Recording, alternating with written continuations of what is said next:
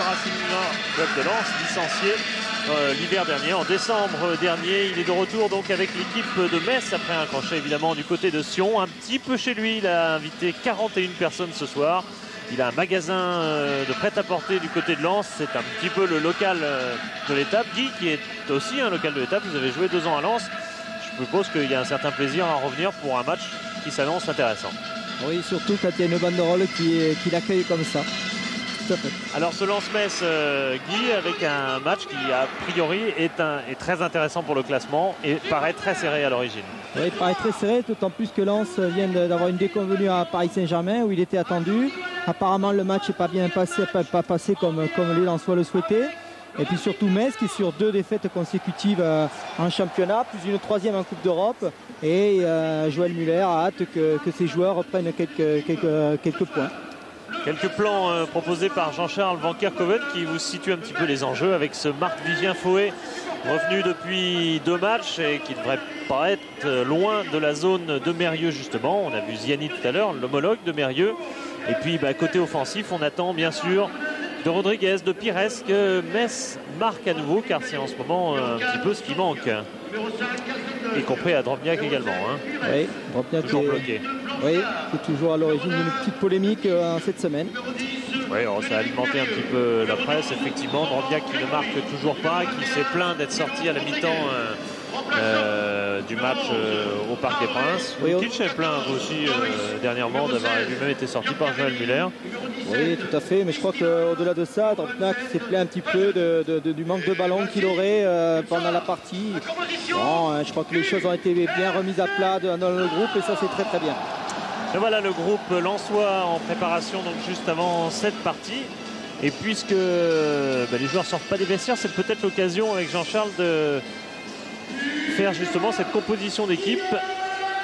D'abord celle présentée devant Gus, devant Guillaume Varmuz par Daniel Leclerc ce soir. Guy. Oui, donc l'équipe lensoise qui est donc dans les buts inamovible Varmuz, un libéro Wallem. Petit changement par rapport à la défense avance du Paris Saint-Germain. C'est Pierre Fanfan qui va rentrer donc au rôle de stopper avec Magnier. Donc 2 stoppers. Sikora devrait monter d'un cran avec Fouet et Dehu au milieu de terrain défensif. Ziani, Brunel alimenteront Drobniak et Smisser. Drobniak et Smisser. Pierre Fanfan, le voilà, José Pierre Fanfan. Antillais et surtout ce soir stopper sur Lukic ou Rodriguez, on verra car voici la composition de l'équipe Messine. Une composition Messine qui à part le petit changement de Proman est habituel. Donc Letizy, Castelduch libéraux d'une défense classique avec donc le nouveau titulaire, la première titularisation de Proman qui sera sûrement sur Ziani. Et puis bien sûr une attaque alimentée par Pires, Mérieux, Blanchard, attaque Rodriguez-Lukic qui me paraît très complémentaire et qui ce soir devrait apporter quelque chose. Et Frédéric Mérieux, le voilà avec Philippe Lefebvre qui nous fera vivre tout ça d'en bas. Allez-y Philippe. Oui Philippe, avec Frédéric Mérieux. Frédéric, vous aviez quitté le Racing Club de Lens l'an dernier en cours de saison. Est-ce que ce soir vous éprouvez un petit sentiment de revanche? Non, pas du tout. Pas du tout, je vous dis franchement. J'ai passé 3 super années, 3 années et demie. Et je regrette rien. Et c'était un super club avec un super public. Et j'ai gardé très bon contact avec tout le monde. Merci Fred. Et oui, évidemment qu'il a gardé un sacré souvenir de ces 3 ans et demi où Lens a connu massivement même la Coupe d'Europe. Ensuite, il y a eu cette saison dernière très difficile avec d'abord le licenciement, ce qui est tout à fait inhabituel. Votre profession d'entraîneur est en général visée la première quand un club marche mal. Là, c'est un joueur qu'on licencie, c'était assez particulier. Oui, ça a été assez particulier, mais je crois que c'est vrai que 3 ans et demi dans un même club, 3 ans.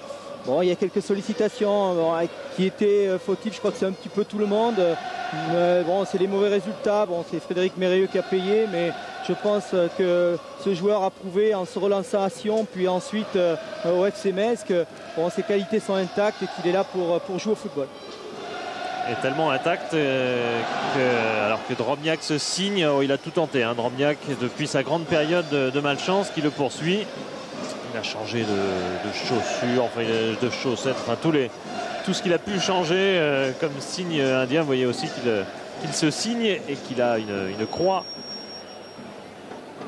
Et Dropchak qui aura à cœur ce soir de prouver, après les déclarations de cette semaine, il aura à cœur de prouver qu'il est capable de marquer des buts même à Bollard.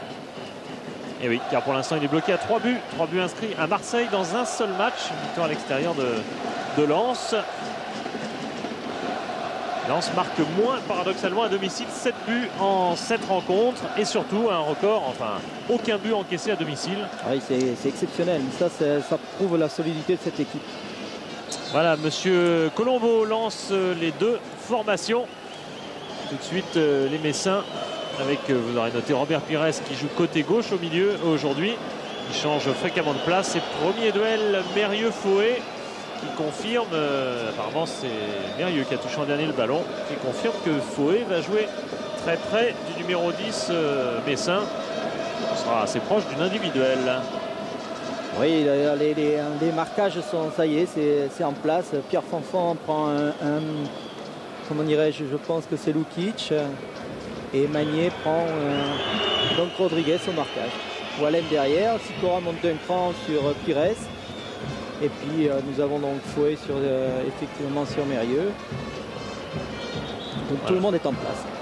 On va évidemment voir comment se débloque aussi peut-être cette partie au cours du match. Les duels qui peuvent faire la différence. Pour l'instant c'est Castelldeutsch qui assure le long de la ligne de touche. Mérieux dépossédé du ballon. Chargé par Sikora. DU qui essaye d'ouvrir long, très long sur Brunel. Brunel qui essaye de contourner Pierre. Et Brunel qui a bien crocheté pour centrer du droit et non du gauche. Ce qui a surpris son défenseur. On le retrouve, Brunel, pour jouer avec Pierre Fanfan, avec DU qui retrouve un poste de milieu de terrain. Il avait supplé Jean-Guy Wallem, poste de libéraux, lors de la suspension du capitaine lensois. Il est passé de l'autre côté avec Smisser, contré par Rigobert Song. Là aussi, côté Messin, il y a un individuel. Song est sur Smisser. Ouais. Et donc Pierre est sur Dropchak. Mais je crois qu'il se change un petit peu. Gaillot plutôt. Ouais, c'est Gaillot. Ouais. Pierre va être obligé de surveiller Brunel de son côté. Oui, c'est une petite surprise. On pensait que ce serait plutôt Song sur Drobniak, mais apparemment Joël Muller doit se méfier du jeu de tête de Drobniak et Gaillot monte très haut. Gaillot est très très bon de la tête. Il a d'ailleurs eu une petite conséquence au niveau du jeu à Marseille, puisque c'était lui qui devait prendre Laurent Blanc sur les coups de pied arrêtés et sorti auparavant. Laurent Blanc a pu marquer sans réelle opposition.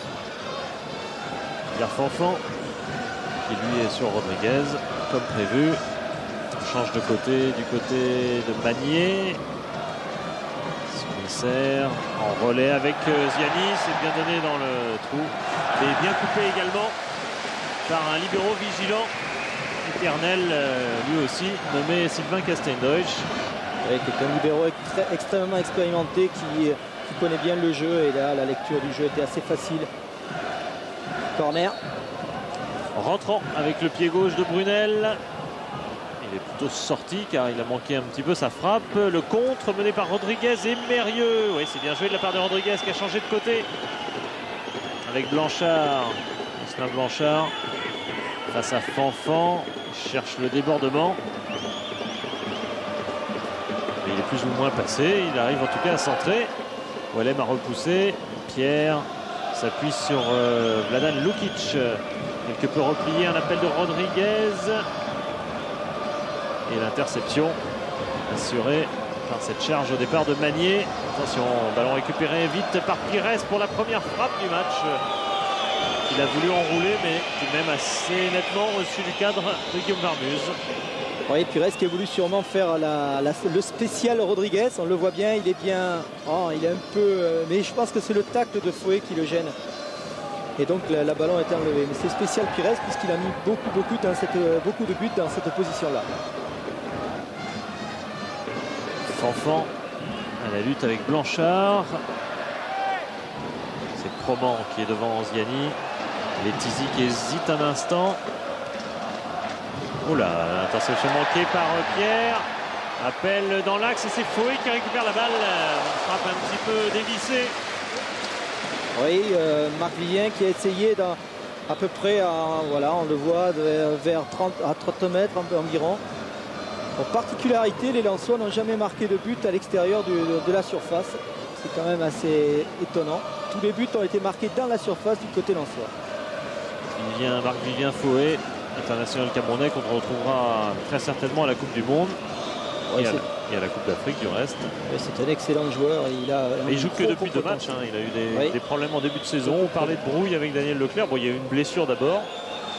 Je ne sais pas s'il y avait une brouille ou si Fouet avait des envies un petit peu ailleurs. Il était peut-être moins concerné que d'autres par la vie du club. Mais il est bien revenu en tout cas. Hein. Actuellement, il y a beaucoup de joueurs qui ont des envies extérieures, qui ont des sollicitations.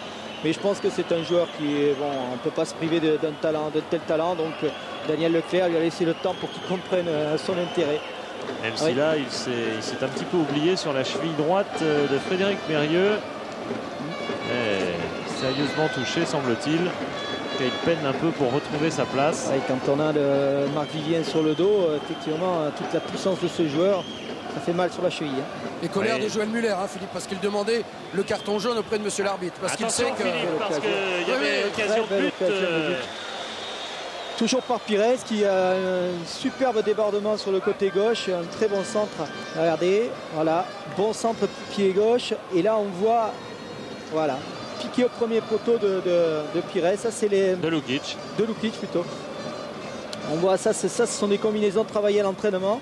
Premier poteau, second poteau, Rodriguez va au second poteau et Lukic va au premier. Et on voit que c'est vrai que ça passe de très très peu à côté. Belle première occasion pour Metz.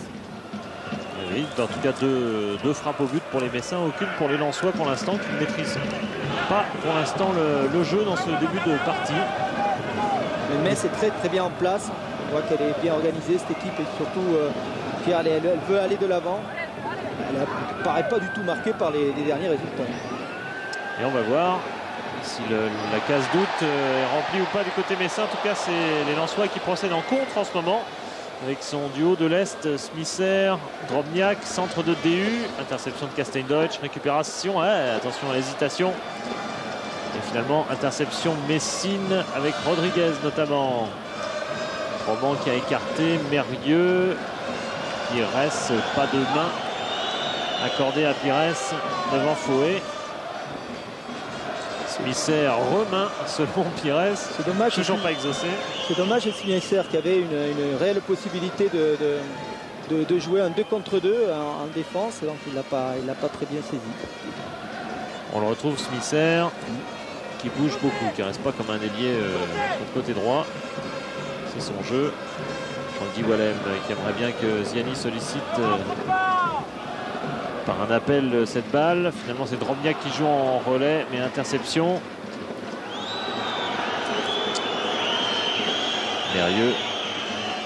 Son tacle a été un petit peu noté par Monsieur Colombo, j'ai l'impression. Tacle un petit peu à retardement sur Sikora. Fouet combine avec Drobniak qui s'effondre et il y a faute de Song. Donc en fait, c'est bien Song sur Drobniak, j'ai l'impression, Guy. Oui, simplement sur les coups de pied arrêtés, c'est Gaillot qui prend Drobniak sur les coups de pied arrêtés, je crois. Hein. Oui, mais je pense que Joël Muller, là on revoit le ralenti. Oui, on voit. Oui, Song, indéniablement, il y a faute. Il prend le mollet. Mais je pense que Joël Muller, bon, il n'est pas dans l'animation défensive, n'est pas. Je veux dire, il y a des moments où le joueur est pris et dans les 30 mètres, on ne le lâche plus. Bon, parfois c'est Gaillot, parfois c'est Song. C'est suivant un petit peu la position où démarre l'attaquant. Voilà, je veux dire que Joël Muller n'est pas un intégriste de l'individuel. Non, pas du tout. Voyons le coup franc de DU qui a passé le long du mur et surtout qui n'est pas cadré.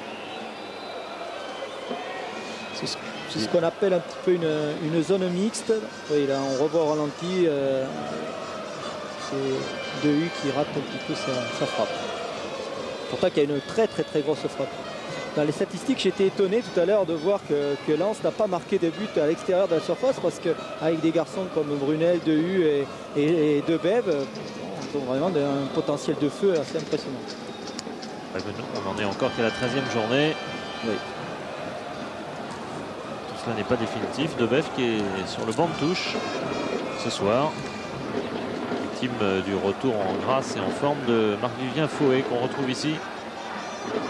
Face à Mérieux, les cartes vers Drobniak, ça profite à Pierre Fanfan.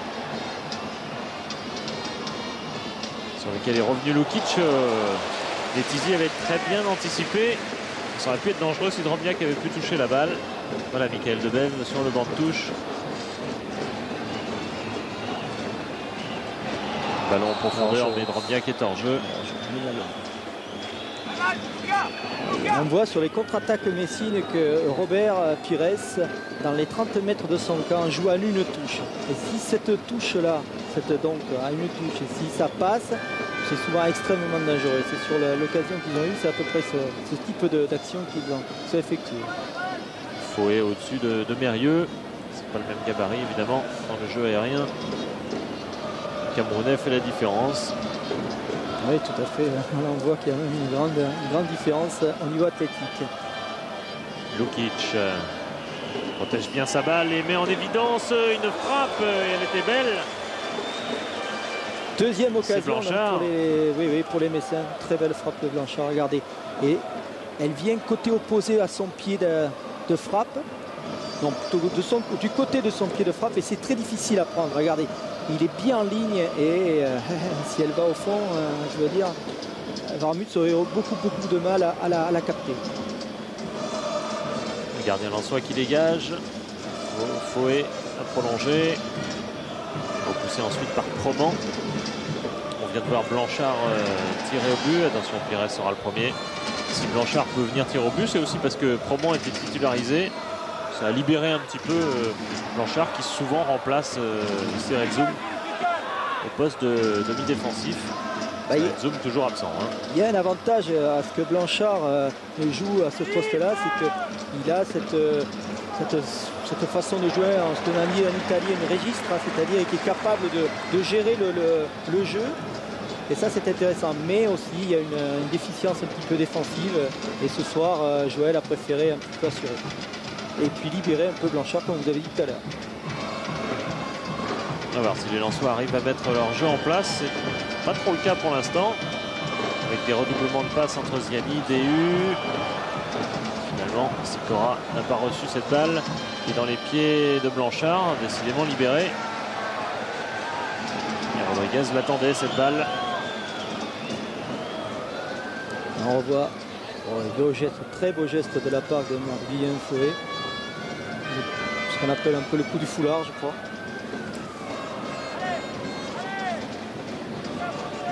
On retrouve Fouet avec Smisser qui a appelé, qui a éliminé, non, pas de faute de Proban. Mérieux qui renonce devant la masse de Fouet, il préfère revenir. C'est plutôt bien joué, d'autant qu'il a trouvé Pires maintenant. On a une touche de balle. Il reste victime du retour de Eric Sikora. Je crois que Metz a choisi délibérément de sortir le ballon dans les 30 mètres et de faire 2, 3, 4 passes dans leurs 30-40 mètres pour attirer cette équipe lensoise pour mieux contrer encore. Il faudra se méfier des Messins ce soir. Regardez, on a vu un 2 contre 2. Donc ils attirent les Lensois dans un piège pour pouvoir mieux les contrer avec des joueurs aussi véloces que Pires et Blanchard. Ouais, et il faudra certainement qu'Eric Sikora soit très vigilant parce qu'il a un rôle offensif à jouer du fait que Lens joue avec 2 stoppers. Mais sur son côté, il y a quand même Pires. Il faudra équilibrer son jeu. Jouez plus vite, s'il vous plaît. On voit beaucoup Lukic sur le côté droit. Il attire Pierre Fanfan sur un côté. Est-ce que c'est délibéré? Je ne sais pas. On verra par la suite. On voit très altruiste depuis le début de saison avec Metz. Vladan Lukic. Et du coup, il ne marque pas beaucoup, 2 buts seulement. Lui qui était habitué à Sion, à Marbella, a marqué beaucoup plus que cela. Ouverture, il y aura hors-jeu. Et il est net car beaucoup d'œil de Jean-Guy Wallem. Oui, mais s'il l'avait donné sur en première intention, oui, je crois que Daniel s'est inquiété sur l'action parce que s'il la donne en première intention, je ne sais pas s'il est hors-jeu. Effectivement, sur le coup, c'était Jean-Guy a bien joué. Brunel qui rentre vers l'intérieur. Castelloch en bon libéraux a bien suivi. Par contre, c'est l'interception. C'est Sikora qui qui est venu frapper. Il obtiendra une touche. Là, on a vu l'intelligence de l'équipe Messine sur une récupération. Voilà, on le voit, récupération. Donc Casteldeuch donne le ballon, récupération de Sikora qui était venu sur Pires mais qui en profite. Ah mince. Pires parti en contre et ça il faut le suivre. C'est finalement intercepté. Mérieux vers Pires. Interception de Jean-Guy Wallem. Et hors-jeu réclamé par le juge de touche. Retour de hors-jeu. Ça agace toujours le public. Oui, enfin, il y a un règlement. Hein. Oui, mais surtout ça fait partie de l'intelligence tactique défensive, c'est-à-dire de monter le bloc dès lors qu'on a récupéré le ballon pour exercer une pression sur les attaquants. Une pression psychologique, bien sûr. En tout cas, Guy, je peux vous dire que juste avant, sur l'action précédente, énorme colère de Joël Muller après Sylvain Casteldeuch. Oui.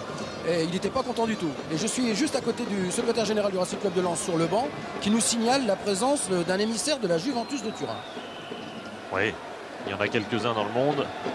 Enfin, je dirais pas que les 7 terrains de première division française sont couverts ce soir par la Juve, mais on ne doit pas en être si loin. Oui, je crois que vous avez raison. Ils ont raison, hein, ils surveillent tout. Et il y a des joueurs à voir ce soir, c'est certain. Voyons par exemple Ziani, repris. Bon retour de Proban. Oui, qui a l'air tenu, qui est très très bien revenu sur Ziani sur ce coup-là. Ça a dû vous faire plaisir, Guy, la phrase tout à l'heure de Joël Muller. Il dit, nous on a beau être bien classé, on fait toujours de la formation. Et on est obligé d'en faire de façon permanente. Et Proban, je le mets titulaire aussi pour savoir tout simplement la valeur, s'il est capable de s'adapter, s'il est capable de signer pro et de nous rendre service l'année prochaine. Oui, en effet, je l'ai vu déjà jouer contre Marseille. Il a été vraiment, il est bien rentré. Il est rentré à la 19e minute. Il a fait un très bon match. C'est un gamin qui promet, puisqu'il est international. Grosse faute. Sur Lukic, la part de Magnier.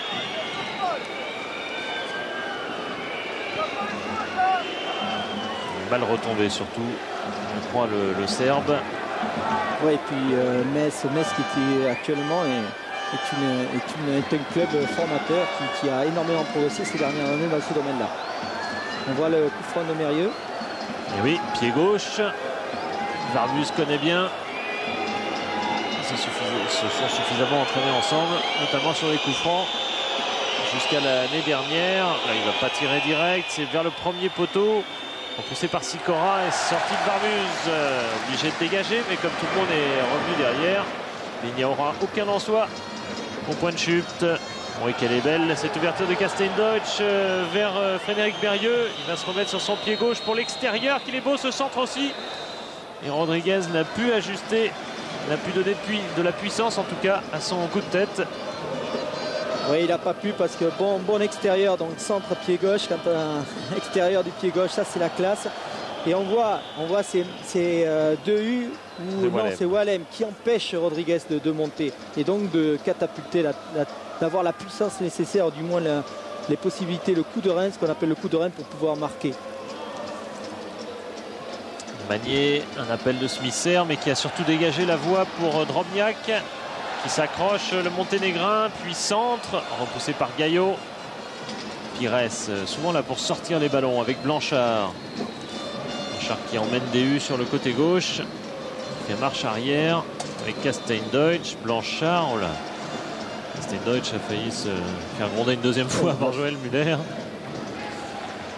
Oui, tout à l'heure, mais sur le coup, Casteldeuch est surpris de voir Sikora parce qu'il était au marquage de Pires. Et si Pires avait été... il faut suivre Mérieux qui a réalisé un grand pont. Pas de faute sifflée. Il s'est peut-être laissé tomber Frédéric Mérieux. En tout cas, il réclame rien, ce qui est quand même un signe. Oui.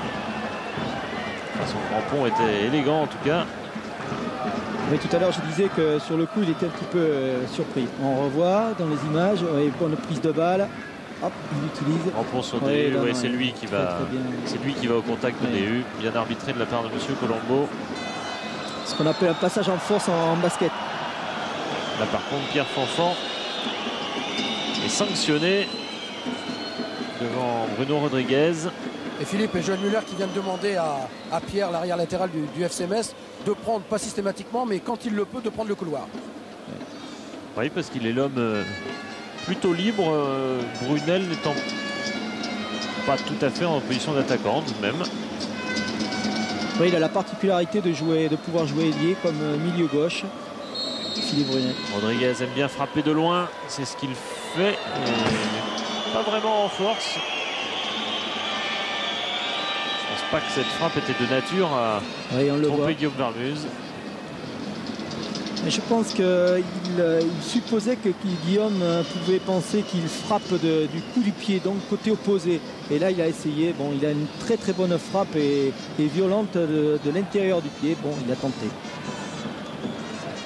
Fouet prolonge, Drobniak dévie, mais ça profite à Pires, qui s'appuie sur Castaing-Dodge, qui renvoie par-dessus. Rodriguez qui doit avoir la meilleure frappe de l'intérieur du pied, hein, enroulé. C'est vraiment quelque chose d'exceptionnel. Il a mis 2 ou 3 buts comme ça. Magnifique. Des championnats de France. Oui, du championnat de France aussi. Non, mais c'est déjà une référence. Oui, mais Hassler, l'autre jour, a montré ses qualités. Malheureusement, aux dépens de Metz. Oui. Il avait une bonne frappe de l'intérieur du pied également, aux dépens de Lionel Letizy notamment.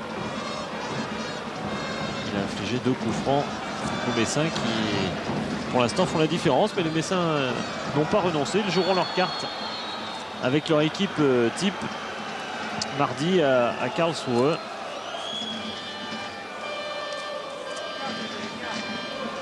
D'autant plus que contre... on revoit l'action. Pierre Fanfan. Oula, si Fouet avait pu raccrocher ce ballon, il lui a échappé. Pires qui porte dans un premier temps, mais qui ensuite accélère par cette passe vers Blanchard, qui lui calme le jeu. S'appuie sur Lukic. Avec Pires, Lukic n'hésite pas du tout à aller chercher des ballons très loin.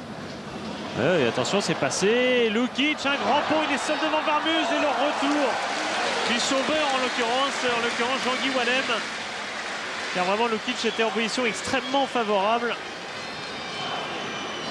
Oui, donc on revoit la feinte de Rodriguez sur ce qu'on appelle une ligne de passe, et Lukic voit venir le défenseur là, hop, il fait un grand pont. Heureusement que toute l'expérience de Jean-Guy et la volonté, la hargne de ce joueur vient contrer. Corner à 2. Oui, parce qu'on n'était pas loin du premier but concédé ici à Bollard. Centre de Mérieux, Cyril Magnier qui dégage. Blanchard, attention à l'appel de Pires, loin sur l'aile droite, isolé. DU est obligé de sortir sur lui. Pires accélère, centre en force et encore Wallem parfaitement positionné. Ça, c'est une spécialité de Robert Pires sur le côté droit.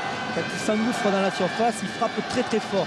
Ce qui a pour objet qu'un coéquipier peut marquer, mais surtout un défenseur également. Et on a vu le but des Russes contre les Italiens dans le même registre. Mérieux maintenant au corner, rentrant la tête de Gaillot. Ça fait 3 occasions plus une opportunité. En un instant. Hein. Ouais. Que d'occasions en un instant. Guillaume Varmuse qui doit très bien tiré par Mérieux. C'est de l'épaule. S'il la prend de la tête, il y a but. Ouais. Paradoxalement, Gaillot qui cette année a marqué 3 buts, mais 3 buts sur des actions et du pied. Alors que c'est un joueur qui a régulièrement marqué des buts de la tête sur des coups de pied arrêtés, sur des corners comme là. Ben non, là c'est dans ce domaine-là cette année ça ne marche pas. Ouais, mais il a mis 2 buts de volée exceptionnels. Tout à fait. Et donc les buts de la tête vont revenir. Lens toujours, la défense lensoise toujours invincible à domicile. Enfin ça tient plus à grand chose dans cette partie. Ziani parti sur la gauche. Oui, un nouveau dribble au départ de Proman, repoussé par Song sur Blanchard. Une chandelle qui ne sort pas, qui est vers Mérieux, plus sûrement DU. Et faute, Très bonne organisation de la part des Messins. On s'aperçoit que là on revoit au ralenti, donc bien joué de Ziani qui lève le ballon au-dessus du pied du tacle du joueur et qui va donc centrer du pied gauche. Là il y aura une petite feinte encore. Au dépend de Proman. Le centre, belle action individuelle du successeur de Frédéric Mérieux, numéro 10 en soi. Bonne couverture de Fanfan qui a lâché son joueur pour couvrir. On retrouve Ziani sur ce contre Lensois. Là il écarte avec Smisser. s'appuie sur Sikora. Le centre de Sikora, Drobniak de la tête et ça se transforme en passe décisive ou presque. Et c'est encore Brunel avec Drobniak. C'est contré. Moment de confusion dans la défense avec Brunel à nouveau. Il y a du monde autour. Sortie du ballon par Castelldeutsch. Rodriguez un peu camionné par Pierre Fanfan. Le ballon dans les pieds de Sikora. Lionel Bettizy n'aura pas le temps de se refroidir car ça revient. Vincent et Or reviennent avec Ziani. Brunel. Qui avait feinté et tout le monde s'est refermé autour de lui. Là, il y a la défense messine. Une très très bonne opportunité des Lensois et une bonne attaque. C'est vrai que Rodriguez coincé, retrouve Blanchard et décidément c'est la spécialité, le grand pont dans cette partie du côté de Metz. On fait 3 en quelques minutes et tous parfaitement exécutés. Ziani a relancé Brunel, l'accélération de Anton Drobniak face à Song, il tient debout, le Monténégrin. Brunel, là, il avait été tenté de se mettre sur son pied gauche, c'est le pied droit de Fouet. Et cette frappe qui dévisse une fois de plus. oui, mais je pense que sur le coup, il a raison de tenter parce que c'est un ballon qui vient vers lui. Et souvent, quand on le reprend, là, on revoit le centre donc, de l'action précédente. Très bon timing de Drobniak. Voilà, bonne sortie de Bettizy sur Ziani. Ziani qui revient. Et là, Brunel qui redonne à Drobniak. On voit de nouveau. Bon centre. Regardez le timing de Drobniak. Là, c'est vraiment là qu'on s'aperçoit que c'est vraiment un très bon joueur de tête. Curieux avec Lukic qui ne s'est pas méfié. Manier l'a devancé tout à fait à la régulière. Ziani, Drobniak. Volontaire aujourd'hui. Hein. Oui. Dans beaucoup de zones de terrain, Drobniak. Superbe ballon de Sikora, c'est Pires qui vient défendre sur lui. C'est le jeu. Super ballon, super transversal de Ziani. Du côté gauche, côté droit.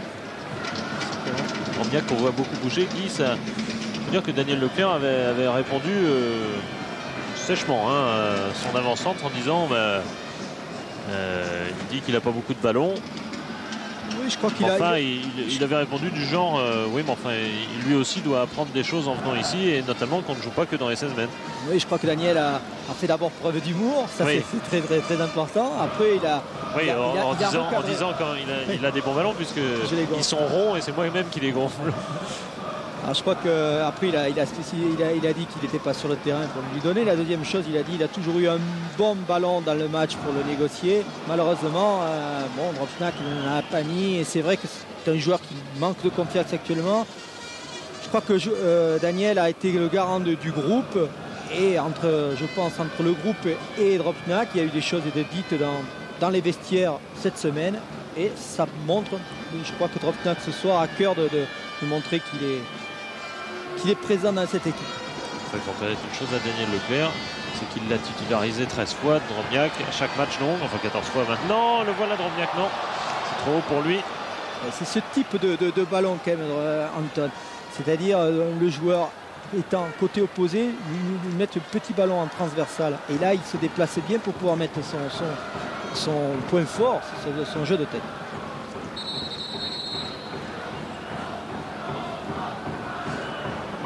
D'ailleurs, à Bastia, Daniel en parlait justement un petit peu en filigrane. C'est vrai qu'à Bastia, il jouait beaucoup pour Anton Drobniak. Et c'est vrai que ce type de ballon, si je me souviens bien, de Roll, de Sibierski, enfin plutôt du Polonais, donc Cherchevski, qui cherchait beaucoup.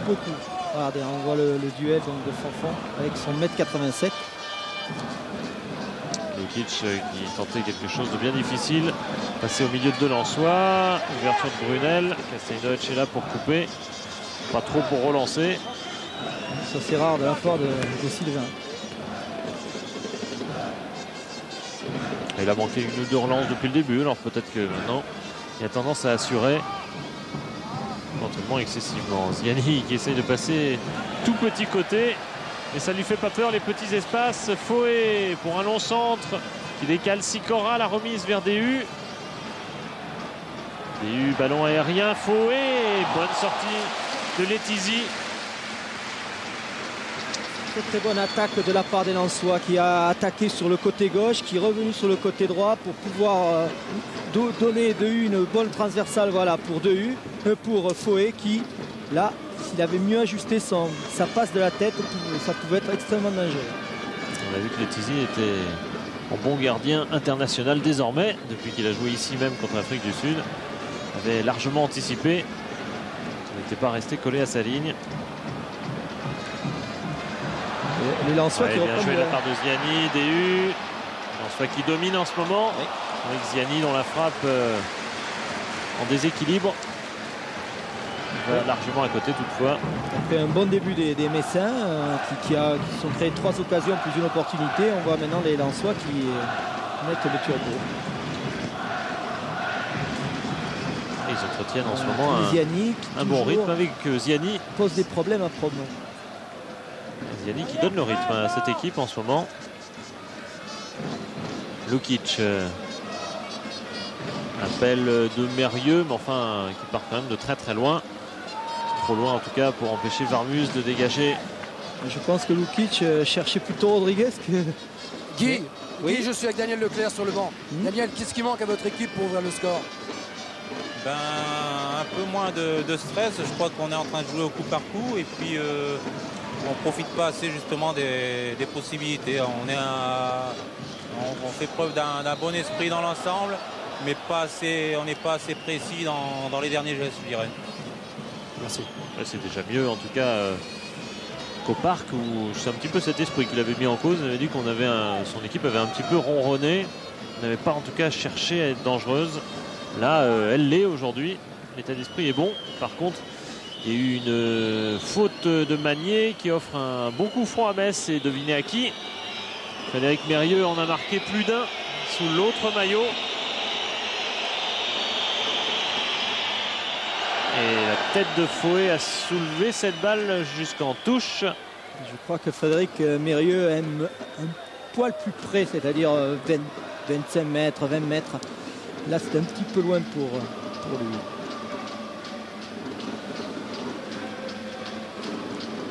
Mérieux sollicité dans le domaine aérien. Rodriguez avec un contre favorable aurait pu utiliser cette balle. C'est très bien relancé avec Ziani. Avec Smisser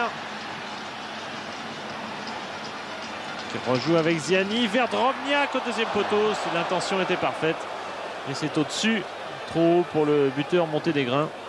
C'est vrai que là, bon, par exemple, Anton est très très bien placé au deuxième poteau. Si le ballon lui arrive bien, il a une très très belle occasion. C'est peut-être ce que lui demande aussi un petit peu. Bon, mais c'est vrai que sur le coup, on revoit la frappe. Oui. Marc-Vivien Foué qui est une montagne difficilement franchissable.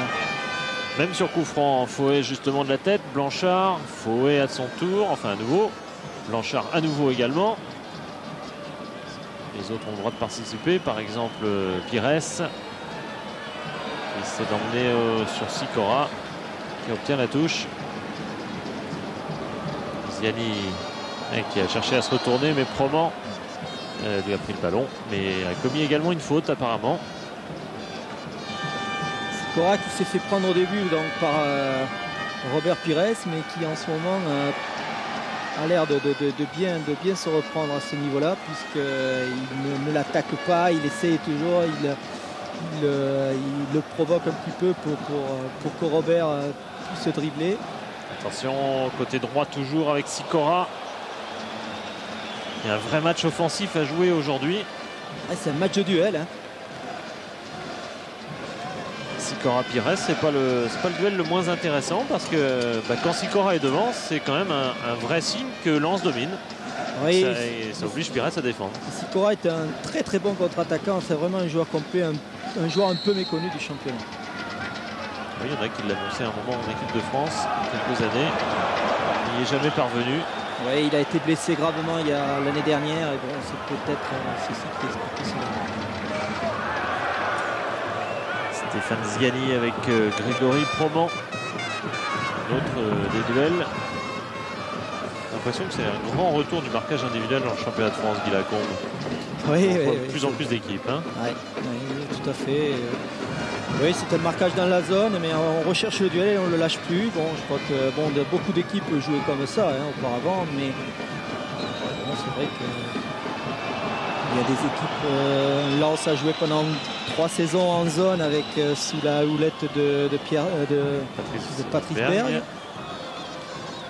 Bon, ils sont revenus l'année dernière. Ils ont fait une partie zone, une partie mixte. Et là, ils sont revenus avec Daniel Leclerc sur une zone mixte. Alors Guy, la méthode Giroud aurait-elle fait des adeptes?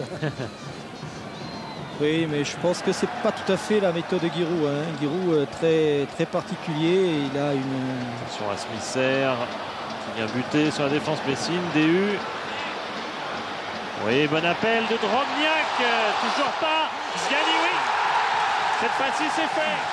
Drobniak a buté sur Letizy, mais il est en grande partie, grâce à son appel, grâce à son tir, responsable de ce but marqué par Stéphane Ziani. Il le mérite bien, le numéro 10 lensois, pour son animation donnée au match. On le voit bien, d'abord sortie de Casteldutch. L'équipe lensoise par le surnombre demande à Casteldutch de sortir. Et à ce moment-là, bon appel de Drobniak qui surprend Song. Et sur la frappe, le ballon revient à Ziani qui, technique comme il est, arrive à loger la balle dans le but lensois, dans le but messin. Regardez, on le voit bien, là il le prend à contre-pied. Et voilà, la récompense que recherchait Daniel Leclerc et les siens, à savoir ce but marqué par Stéphane Ziani. Et c'est déjà le 4e pour lui et c'est pas si mal. Parce que bon, c'est pas un joueur qui en marque des tonnes tout de même.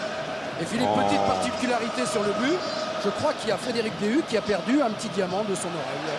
Donc si Jean-Charles Van pourra trouver l'image, ce sera assez sympa. Retrouver le diamant sera plus difficile. L'image peut-être.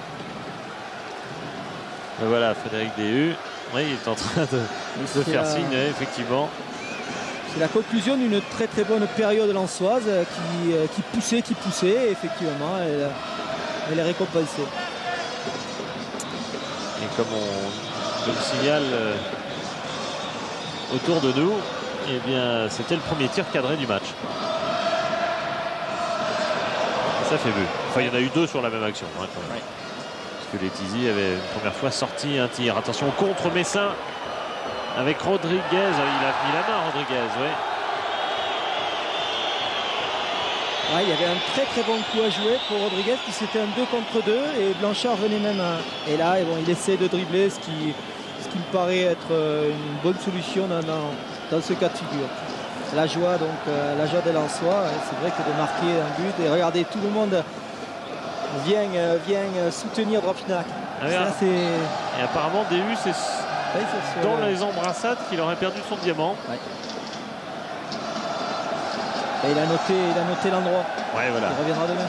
Il va mettre un cercle de craie pour se rappeler l'endroit. Évidemment, ça donne confiance parce que Brunel est passé entre 2 messins. Se rabat et tire même du droit. Et ça passe assez près du poteau de Letizy. C'est pas étonnant ce qui se passe actuellement. Début de match. Oui, là on revoit donc un 2 contre 1, mais qui est très très bien pris par Brunel. Il passe entre les deux. Et il frappe du droit. Voilà, il prend Casteldutch et il frappe du droit. Et ce que je disais, c'est que je pense que cette équipe lensoise a regardé, observé un petit peu cette équipe messine au départ. C'est pour ça qu'elle a concédé 2 occasions.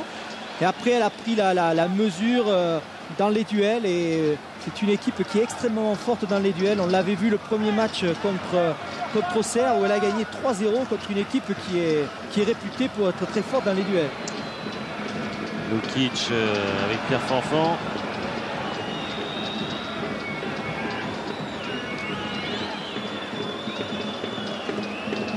Et puis on vante l'expérience Messine au niveau de sa défense. Mais on a l'impression quand même que Ziani prend bien le dessus sur le petit jeune du lot. Grégory Proban. Il faut qu'il découvre la D1. Tout à l'heure, le problème des clubs formateurs, c'est que quand José Boissard en parlait dans France Football aujourd'hui, c'est que le fait de mettre des jeunes, ça se paye par des points, la perte de points. Un jeune n'a pas l'expérience pour de suite se hisser au niveau de la première division. Ça vient petit à petit. Bonne déviation de Mérieux. Oui. Passe de Pires beaucoup trop longue pour Bruno Rodriguez. Fait partie des joueurs cités comme étant un petit peu en retrait sur leur performance du début de saison. Cité par Joël Muller.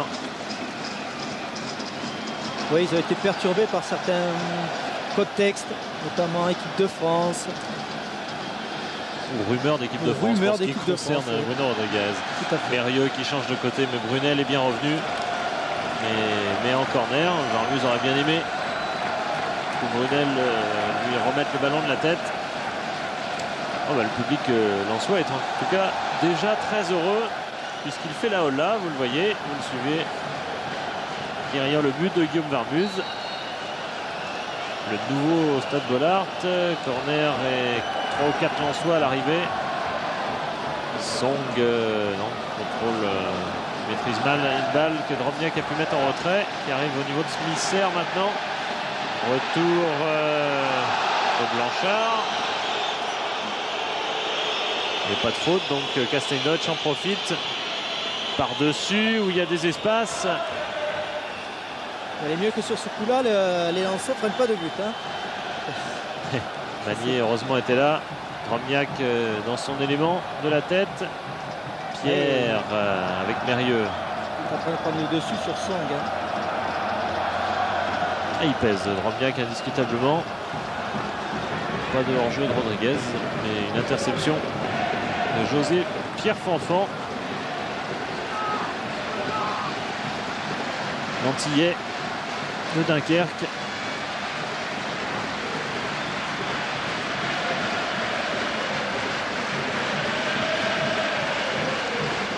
Pires protège pour Mérieux avec Pires à nouveau. Une frappe au-dessus. Philippe, Pierre Fanfan de Dunkerque, Jocelyn Blanchard de Dunkerque également, oui. Et également aussi Joël Muller qui a été joueur à Dunkerque et entraîneur de Dunkerque. Oui. Ça se passe un peu entre copains tout ça, dans la cité de Jean Bart. Voilà, c'est l'homme de Douai, Philippe Lefebvre, qui nous précise tout ça. C'est vrai que Joël Muller qui a joué très longtemps à Metz, à Lyon aussi, oui. Avait fini sa carrière de joueur, je crois que c'était la fin de sa carrière du côté de Dunkerque. Pour revenir ensuite au FC Metz, comme formateur ou en tout cas pour entraîneur de la réserve. Et souvent c'est le cas chez Metz avec le président Molinari. Pensif sans doute Joël Muller en ce moment devant son équipe qui pour la 4e fois consécutive se retrouve menée. 4e match de suite, les 3 autres c'était 3 défaites sans marquer. Fouet a remis derrière. Oui, je suis 4 fois mené, une fois un nul et 3 défaites. De toute façon, dans le championnat de France, depuis le début de l'année, je ne sais plus qui a noté l'autre jour que quand on ouvrait le score, on gagnait 80 fois et on perdait 9 fois. Alors, la différence est, alors, je ne sais pas combien de nuls, mais la différence est assez imposante. Il faut marquer le premier. Ce que ne fait plus Metz ces derniers temps. Appel de Pierre qui a le ballon. Mérieux. Oh, la passe, elle est belle vers Pires, que c'est beau. Magnifique cette passe de Frédéric Mérieux. Un bijou quant à Pires. Eh bien, conclusion parfaite. Et Lens vient de prendre son premier but à domicile. C'est fait. Pratiquement 1000 minutes. Parce que... Regardez comme il se dépêche Mérieux pour donner ce ballon. Il voit un très bon appel de Robert Pires. Robert qui lève légèrement le ballon au-dessus de Varmus. Regardez, tac, de suite. Pratiquement. Au moment où Dehu monte sur lui, là. Bonne vision de Robert et qu'il ajuste. Remarquable. Oui, c'est là que Pires est dangereux, Guy, depuis qu'il joue une fois à gauche, une fois à droite, dans l'axe, etc. Il se balade tellement que pas facile de le maîtriser. Oui, mais depuis le début de la partie, il était sur le flanc gauche. Et là, sur le coup, il a fait un très bon appel croisé. Et oui, effectivement, là, Sikora, qui restait dans la zone là-bas, ne l'a pas suivi. Je crois que la défense lensoise a tenu 1000 minutes exactement, parce que bon, c'est le 8e match cette saison à domicile, mais ils avaient tenu également dans les 2 ou 3 derniers matchs de la saison dernière, donc ils étaient invincibles à Bollard depuis, je crois, 946 minutes, et 44, ça doit faire... ah non, ça fait 990, il faut savoir compter.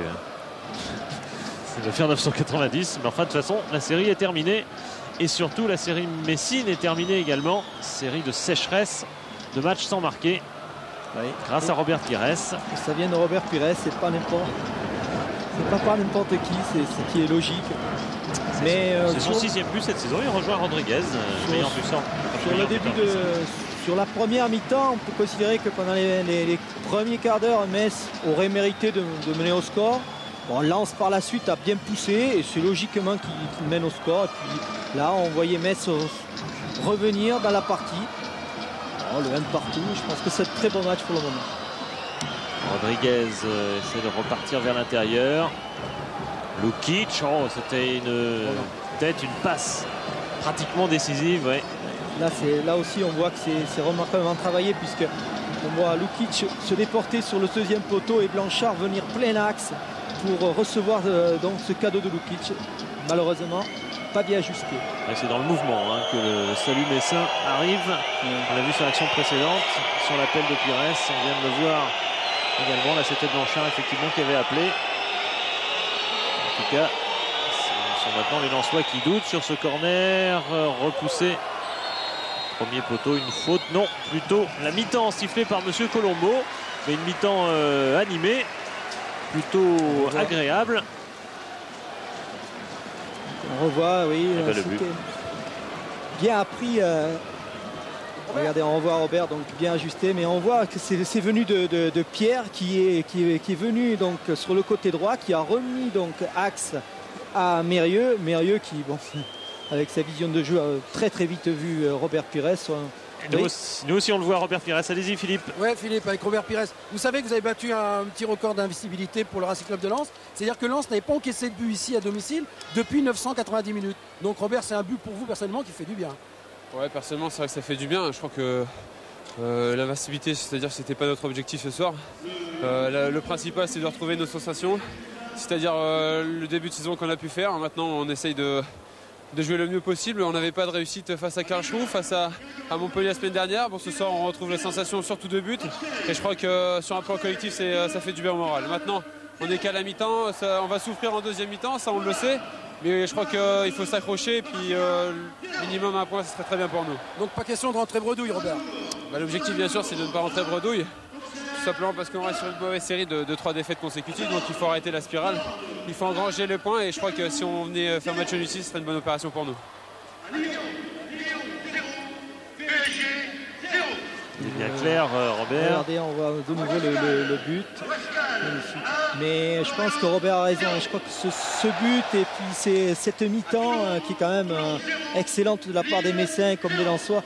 Je parierais, il faut faire attention à Metz en 2e période. L'égalisation qui arrive à bon point. Bah oui, je pense que c'était pas immérité parce qu'on assiste à un bon match dans une grande ambiance comme souvent à Bollard et on a bien débuté notre match, on s'est créé quelques situations favorables. Ils ont marqué sur une faute d'inattention, on égalise, donc on est relancé pour cette 2e mi-temps. Quelles sont les consignes pour justement cette 2e mi-temps, Joël? Ne pas reculer, parce que je crois que si on recule, on se met dans une situation difficile. Et je crois que cette équipe lensoise ce soir, il ne faut pas lui laisser prendre confiance. Donc le meilleur moyen, c'est d'aller de l'avant et puis d'essayer de lui marquer un 2e but. Je crois que Joël a tout à fait très bien analysé le match. C'est un métier. Celui d'entraîneur, c'est reparti en tout cas avec les mêmes équipes apparemment, notamment Pierre Fanfan, DU et les Lensois à l'attaque de cette seconde période. Fouet qui a donné un ballon un petit peu inconfortable à Magnier. On devrait voir une très bonne 2e période parce que je crois que les 2 équipes veulent au moins l'une, toutes les deux veulent la victoire. C'est peut-être un petit peu plus urgent pour les Lensois. Ils sont à domicile avec Smisser. Oui, c'est ce que j'allais dire. Peut-être les Lensois, les Messins se contenteraient d'un nul, mais les deux vont jouer pour gagner. Sur une aile DU. Il y a encore un appel de Pierre Fanfan, mais il y en a d'autres dans l'axe avec Drobniak. Mérieux qui a donné en retrait. Et Tizi Dégagement moyen. Pierre Fanfan a peut-être abusé dans sa poussée sur Lukic. Sur le plan tactique, il y a Lukic en première mi-temps était beaucoup sur le côté droit. Ralenti, bon amorti. Oui, là, Pierre Fanfan. Pousse-toi que tu me déranges. Mérieux. Sur le plan tactique, on voit Lukic évoluer sur le côté droit. Donc, toujours pratiquement constamment. Brunel. Ziani. C'est finalement Roman qui s'était imposé. Il y a hors-jeu. Et Rodriguez. Sur la première possibilité, je ne sais pas. Mais la deuxième, effectivement, il y a hors-jeu.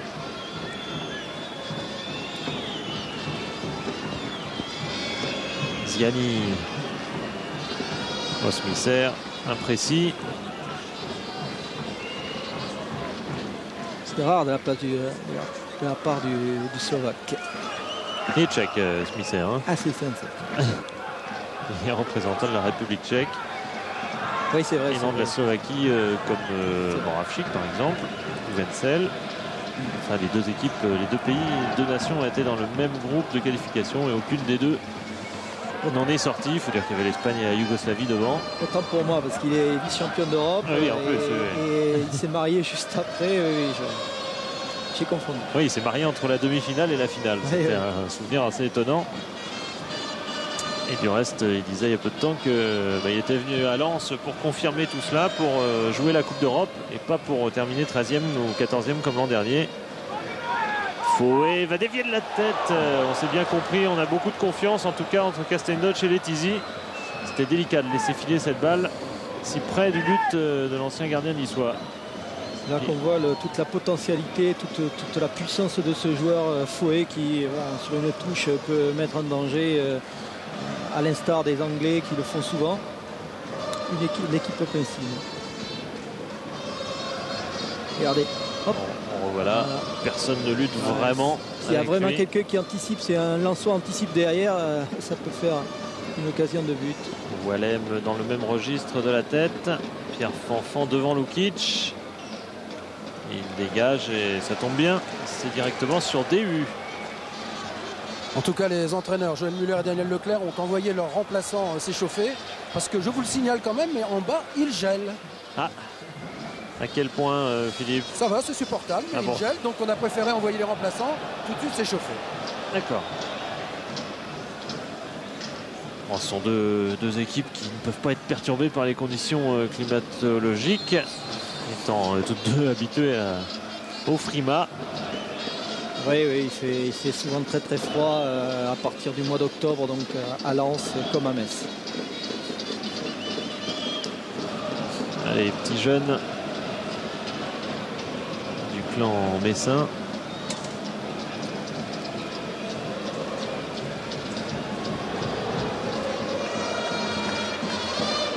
Brunel essaie de contourner cette défense. Il a contourné Mérieux. Il se replace sur son pied gauche pour frapper plus fort. Mais ça a été contré. Et Pires a manqué sa relance. DU par-dessus vers Drobniak. Mais on est tellement attiré par son jeu de tête qu'on a mis beaucoup de ballons trop haut pour Drobniak depuis le début de la partie. Oui, mais je crois qu'ils veulent. On surestime. Non, je crois qu'ils veulent. C'est un problème de précision, ça c'est un problème technique, mais ça c'est au fil du temps, d'abord de connaissance de joueurs par rapport au déplacement que peut faire Drobniak, donc il faut le mettre au millimètre. Il faut quand même se souvenir qu'au début, quand il était au début à Bastia, il a eu quelques difficultés également, donc il faut le temps qu'il s'habitue un petit peu à ses camarades et que les camarades surtout s'habituent à lui. Long ballon aérien qui tombe sur la poitrine de Jean-Guy Wallem qui n'avait pas vu Mérieux. Il est vrai caché par deux joueurs lensois. Résultat, on perd la balle en plusieurs étapes. Bonne relance de Pires vers Mérieux. Sortie de Jean-Guy Wallem. Un duel entre deux ex-lensois. Enfin deux ex. Il y en a un qui est toujours là bien sûr. Et depuis des années, c'est Jean-Guy Wallem. Il s'en est parfaitement sorti à son avantage. Attention à l'interception. Rodriguez. Il y a du mouvement avec Lukic, avec Mérieux, avec Pires qui est de l'autre côté, qui n'hésite pas, qui tente sa chance, essaye d'enrouler ce tir du pied droit. Là aussi, il a essayé de bénéficier de la force de la balle qui vient vers lui pour pouvoir enrouler cette balle. Et c'est vrai que si elle est bien prise, c'est souvent dangereux. Que c'est bien enchaîné tout cela, mais c'est un petit peu long pour Brunel. Surtout que Pierre n'a pas hésité à gêner l'attaquant lensois.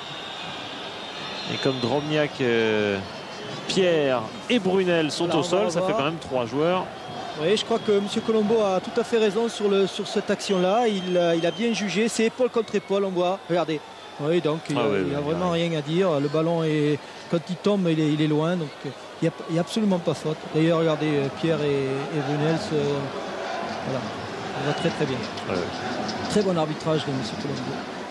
On n'a pas vu beaucoup d'erreurs, effectivement. C'est un match très propre, il est vrai. Ah, Drobniak qui est touché. Ouais. Sur la déviation aérienne qu'il a fait au début de l'action. L'action très vite enchaînée, très bien jouée de la part des Lensois. Il a dû prendre un coup. Il reprend sa place sans problème. Les Lensois, eux, redonnent le ballon à Letizy. Il fallait qu'il se méfie quand même, le gardien messin. Imaginez qu'il y ait un but là-dessus. C'est incroyable. On a redonné le ballon au Messin, mais enfin on l'a redonné en l'envoyant directement vers le but. Oui, d'après René Mignon, excusez-moi Philippe, d'après René Mignon, le kiné de Racing Club de Lens, simplement un coup au-dessus du genou pour Anto Drobniak, mais il a dit rien de grave. Hein. On est rassuré. Si auparavant, ça aurait été vraiment un gag s'il y avait eu but. Là, ça rentrait dans le bêtisier de l'année. Oh, qu'il est beau cet appel de Brunel, le centre, Letizy en difficulté à cause du rebond, peut-être aussi à cause d'un centre qu'il attendait peut-être pas dans cette zone-là. En tout cas, c'était très bien enchaîné. Attention Jean-Charles, il faut être vigilant. Parce qu'il y a une contre dans la défense lensoise. Ça va vite, c'était du 1 contre 1 entre Wallem et Rodriguez. Tout à l'heure, on a vu un très très bon appel de Philippe Brunel. C'est converti par un centre. Il y a du rythme en ce moment à la partie. Profitons-en avec Smith-Serre dont le centre est repoussé par un Messin, par Pires ensuite.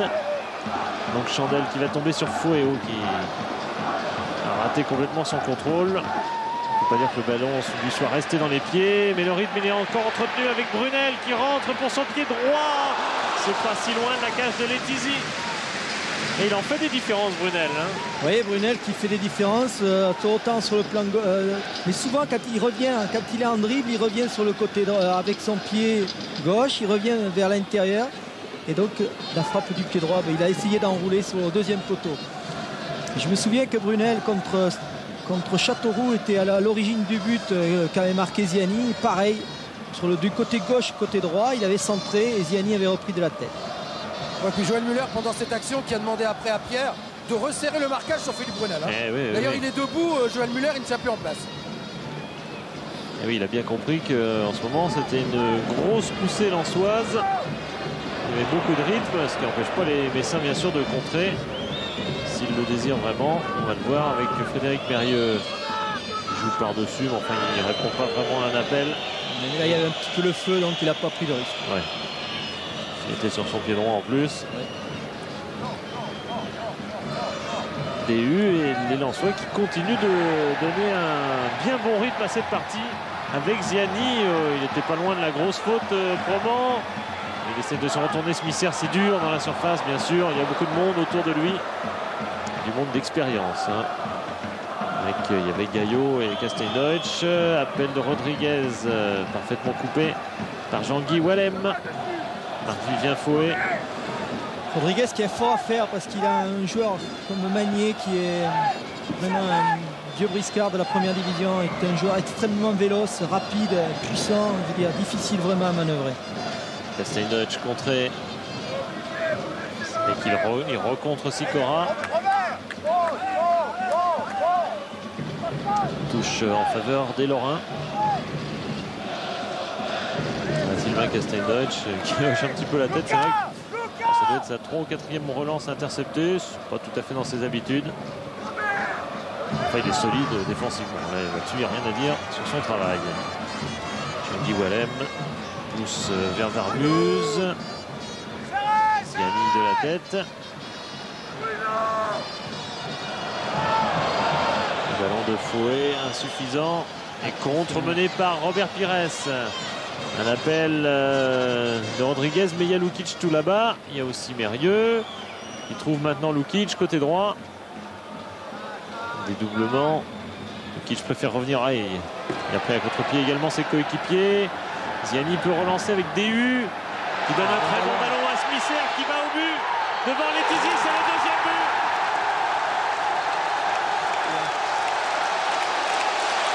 Il y a hors-jeu.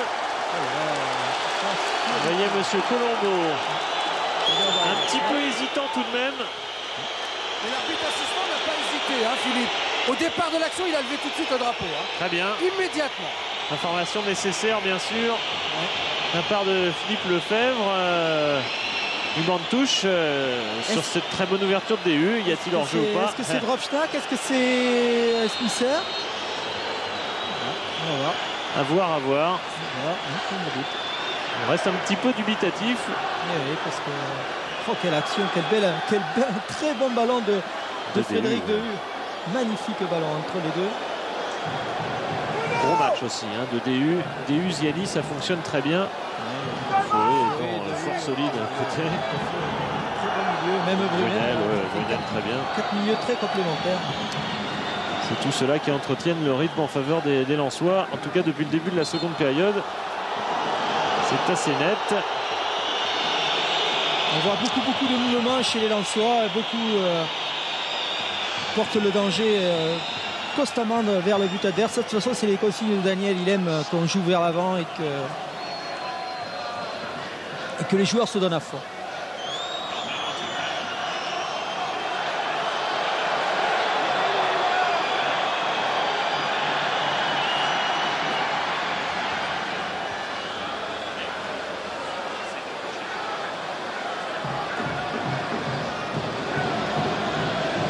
Avec Walem. Ballon donné en retrait mais involontairement. Je pense que Letizy aurait aussi bien pu prendre la balle à la main. Il n'aurait pas été sanctionné.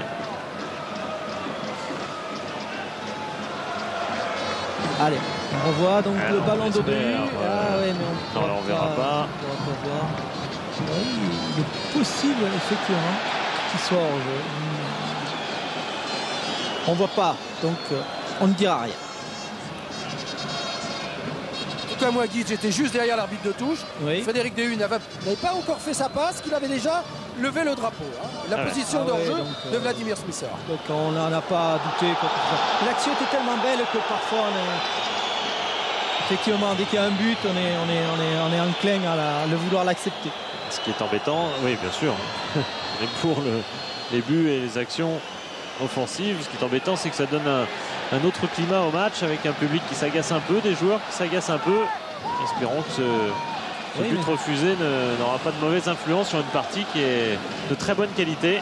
Très bonne qualité, mais peut-être aussi ça permettra d'avoir encore plus d'animation et c'est un match qui a l'air vraiment de s'exciter. Hein. Autour de Rodriguez d'être sanctionné d'un hors-jeu. Smisser rappelle et monsieur Colombo a vu Gaillot. Oui, il a poussé du bras. Oui, puis juste après ce but refusé, c'était un petit peu plus facile pour monsieur Colombo de siffler. Un peu plus tentant. C'est là que c'est vrai que le public a un rôle dans ce domaine et attention, il est en train de le faire à plein régime. Il est en train de pousser ses Lensois et de pousser un petit peu l'arbitre également, c'est ce qui est de bon temps. Le COP, je ne vous l'apprends rien. À Lens est debout malgré les places assises. Brunel a voulu très rentrant ce ballon, voire un tir. Ça a été repoussé, ça revient. Ça reviendra encore car ce sont les Lensois qui vont récupérer. Avec Eric Sicora qui était resté en défense centrale derrière. Avec Magnier. Appel de Smisser qui a fait la différence avec une jolie feinte aux dépens de Pascal Pierre. Centre de Smisser repoussé par Casteindodge. Ça tombe sur le pied de Robert Pires qui part en contre. Appel de Rodriguez, mais il était tellement à la limite du hors-jeu que c'était pas facile. Les Lensois qui prennent plus de risques, notamment Fouet qu'on voit pratiquement très souvent dans la zone défensive Messine pour justement son jeu de tête. Nouvel appel de Ziani, cette fois-ci côté gauche. Repris par Promont. Oui, pardon. Pires, un ballon bien dosé pour Blanchard. Bon retour de Pierre Fanfan. Bonne couverture du latéral. Drobniak qui protège bien devant Song. C'est un match difficile, hein, Rigobert Song. Oui.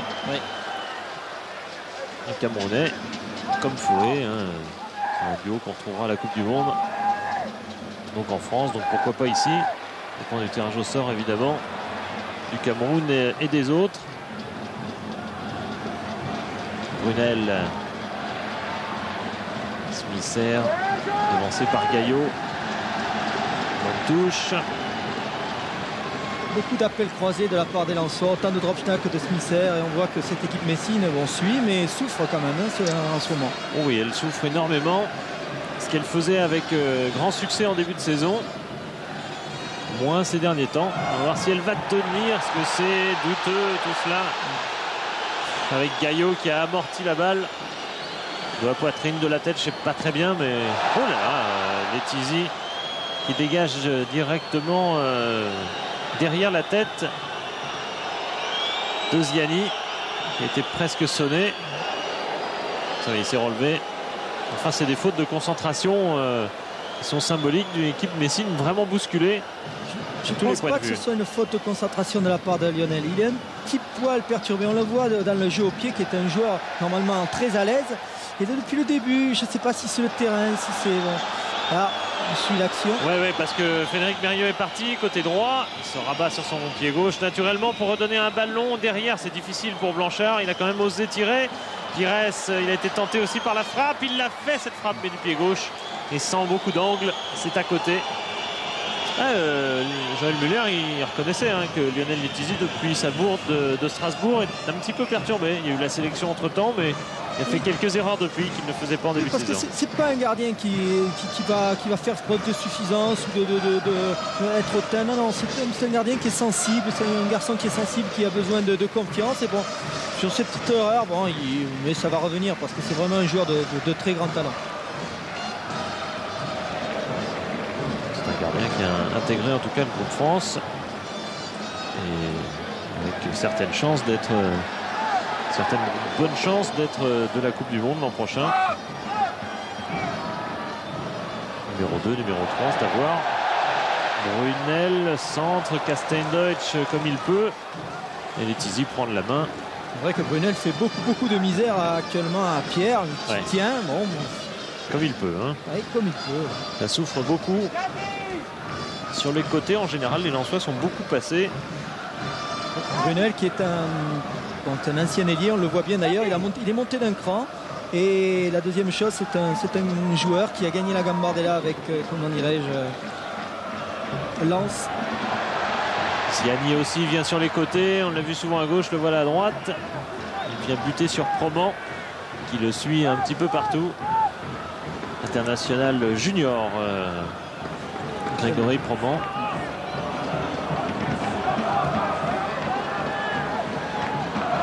Il a 18 ans. Encore une longue touche, on cherche Fouet, mais là on a mis quelqu'un devant, c'est plus prudent. Quelqu'un, c'est Jocelyn Blanchard. C'est sûr qu'à 18 ans de prendre Ziani, qui est vraiment un chevronné en première division, c'est pas facile, son premier match, et actuellement il tient bien. TU à la longue touche, Castendeutsch a repoussé. Pires évite le corner. Pas la perte de balle, si. Il a récupéré avec quelques brio. Et c'est même pas sorti. Rodriguez le relance. Robert Pires, il a complètement manqué son changement de jeu. La transversale. Vers Blanchard. Brunel trouve Drobniak. Il est venu sur le côté. Symbole de ce match, il aura énormément bougé et effacé bien des commentaires sur sa production depuis le début de l'année. Ziani qui passe Proman une fois de plus. Ziani, oh là, il est déchaîné, Stéphane Ziani. Et il y aura corner. très très belle production de Stéphane Ziani. Et là, il a fallu tout le talent de Casteldutch pour venir aider son jeune coéquipier. Voilà, on voit Ziani passer. Là, c'est la malice, l'expérience de première division. Comment ça? Et là, c'est Casteldutch avec le pied extérieur. Arrive à mettre un corner. Toujours Ziani pour le corner, repoussé par Pierre. Rodriguez. Isolé en pointe. Pires pour le changement vers Frédéric Mérieux. Le contre est parti très vite. Mérieux s'y peut emmener la balle. Il a donné surtout à Rodriguez pour la volée qui est juste à côté. Et quelle belle occasion. C'était pratiquement la deuxième passe décisive de Frédéric Mérieux. Ce qui est extraordinaire, c'est sur un corner, sur une balle donc arrêtée adverse, le contre-Messin. C'est pas la première fois dans ce championnat, même auparavant. De plus en plus, ils le font. Et bon, à Monaco, ils avaient marqué dans les dernières minutes comme ça. Et là, bon, c'est vrai, Rodriguez, c'est un très très bon ballon de Frédéric Mérieux. Malheureusement, il a essayé du plat du pied. Il a voulu un petit peu assurer sa volée. Voilà, il a voulu... aussi, il n'est pas facile, il n'y a pas de faute. Sur Rodriguez, c'est pas son avis, vous en doutez, de la part de Jean-Guy Wallem. On retrouve du coup Brunel face à Pierre, face à Lukic. Faire repasser par DU. Il faut que les Messins fassent attention parce que généralement quand on a une occasion comme ça, ensuite c'est souvent une occasion contre soi. DU avec Sikora. Smith sert Brunel. Un long centre vers Fouet, contrôlé par Drobniak en pleine surface. Soit qu'ils mettent toutes leurs armes dans la bagarre. Oui, ils prennent même beaucoup de risques défensifs. On l'a vu sur l'action précédente. Là, ils se sont davantage regroupés. Ils se méfient un peu plus. Il y avait un 3 contre 1 sur l'occasion de Rodriguez. C'est quand même énorme. Là, ils se sont bien regroupés. Rodriguez est tellement isolé. C'était très difficile de le toucher.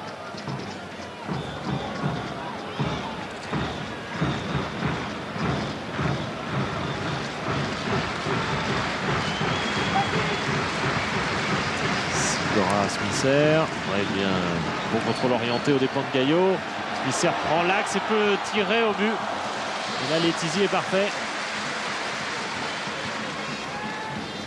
Vladimir Smisser, très bon contre Monaco, dans un rôle davantage reculé d'animateur. En numéro 10, il a fait un très très bon match. Lukic, tiens, on l'a pas vu depuis pas mal de temps. Le Serbe, tout simplement parce qu'il travaille beaucoup dans ce match-là. De temps en temps, il attaque quand même, et ça oblige Warmuz à un arrêt. Même si le tir n'était pas très très puissant, il était un petit peu en bout de pied. Surtout, il était angle fermé. Bon, Guillaume a eu tout loisir de prendre ce ballon. Song fautif sur Anto Drobniak, dont on parle de temps à autre du côté de Bastia. Parce qu'on se dit que... il se dit lui-même, je crois d'ailleurs un petit peu, que s'il n'est pas si heureux que ça à Lens, et si Bastia a besoin d'un attaquant, pourquoi pas y revenir, mais enfin. L'île de beauté, du manque peut-être. Enfin, si Lens joue à chaque fois comme ça, je pense que, et lui de même, je pense que il va retrouver goût au jeu ici dans le Nord.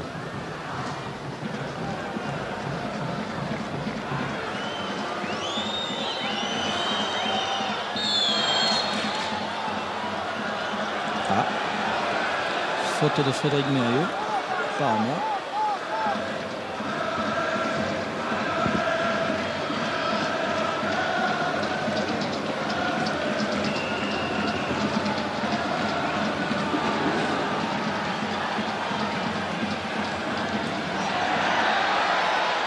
Le centre de Ziani, repoussé par Castelldeutsch.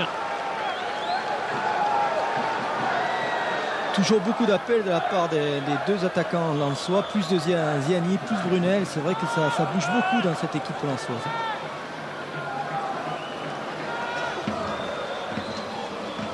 Oui, Guy, vous parliez d'Anto Drobniak, il ne m'étonnerait pas qu'il sorte puisque Wagnon Eloi est en train de se préparer. Côté lensois, bien sûr. Eloi que j'ai vu rentrer contre Nantes il y a peu de temps ici. Je veux dire, il avait énormément bougé cette équipe nantaise. Et c'est un joueur extrêmement talentueux.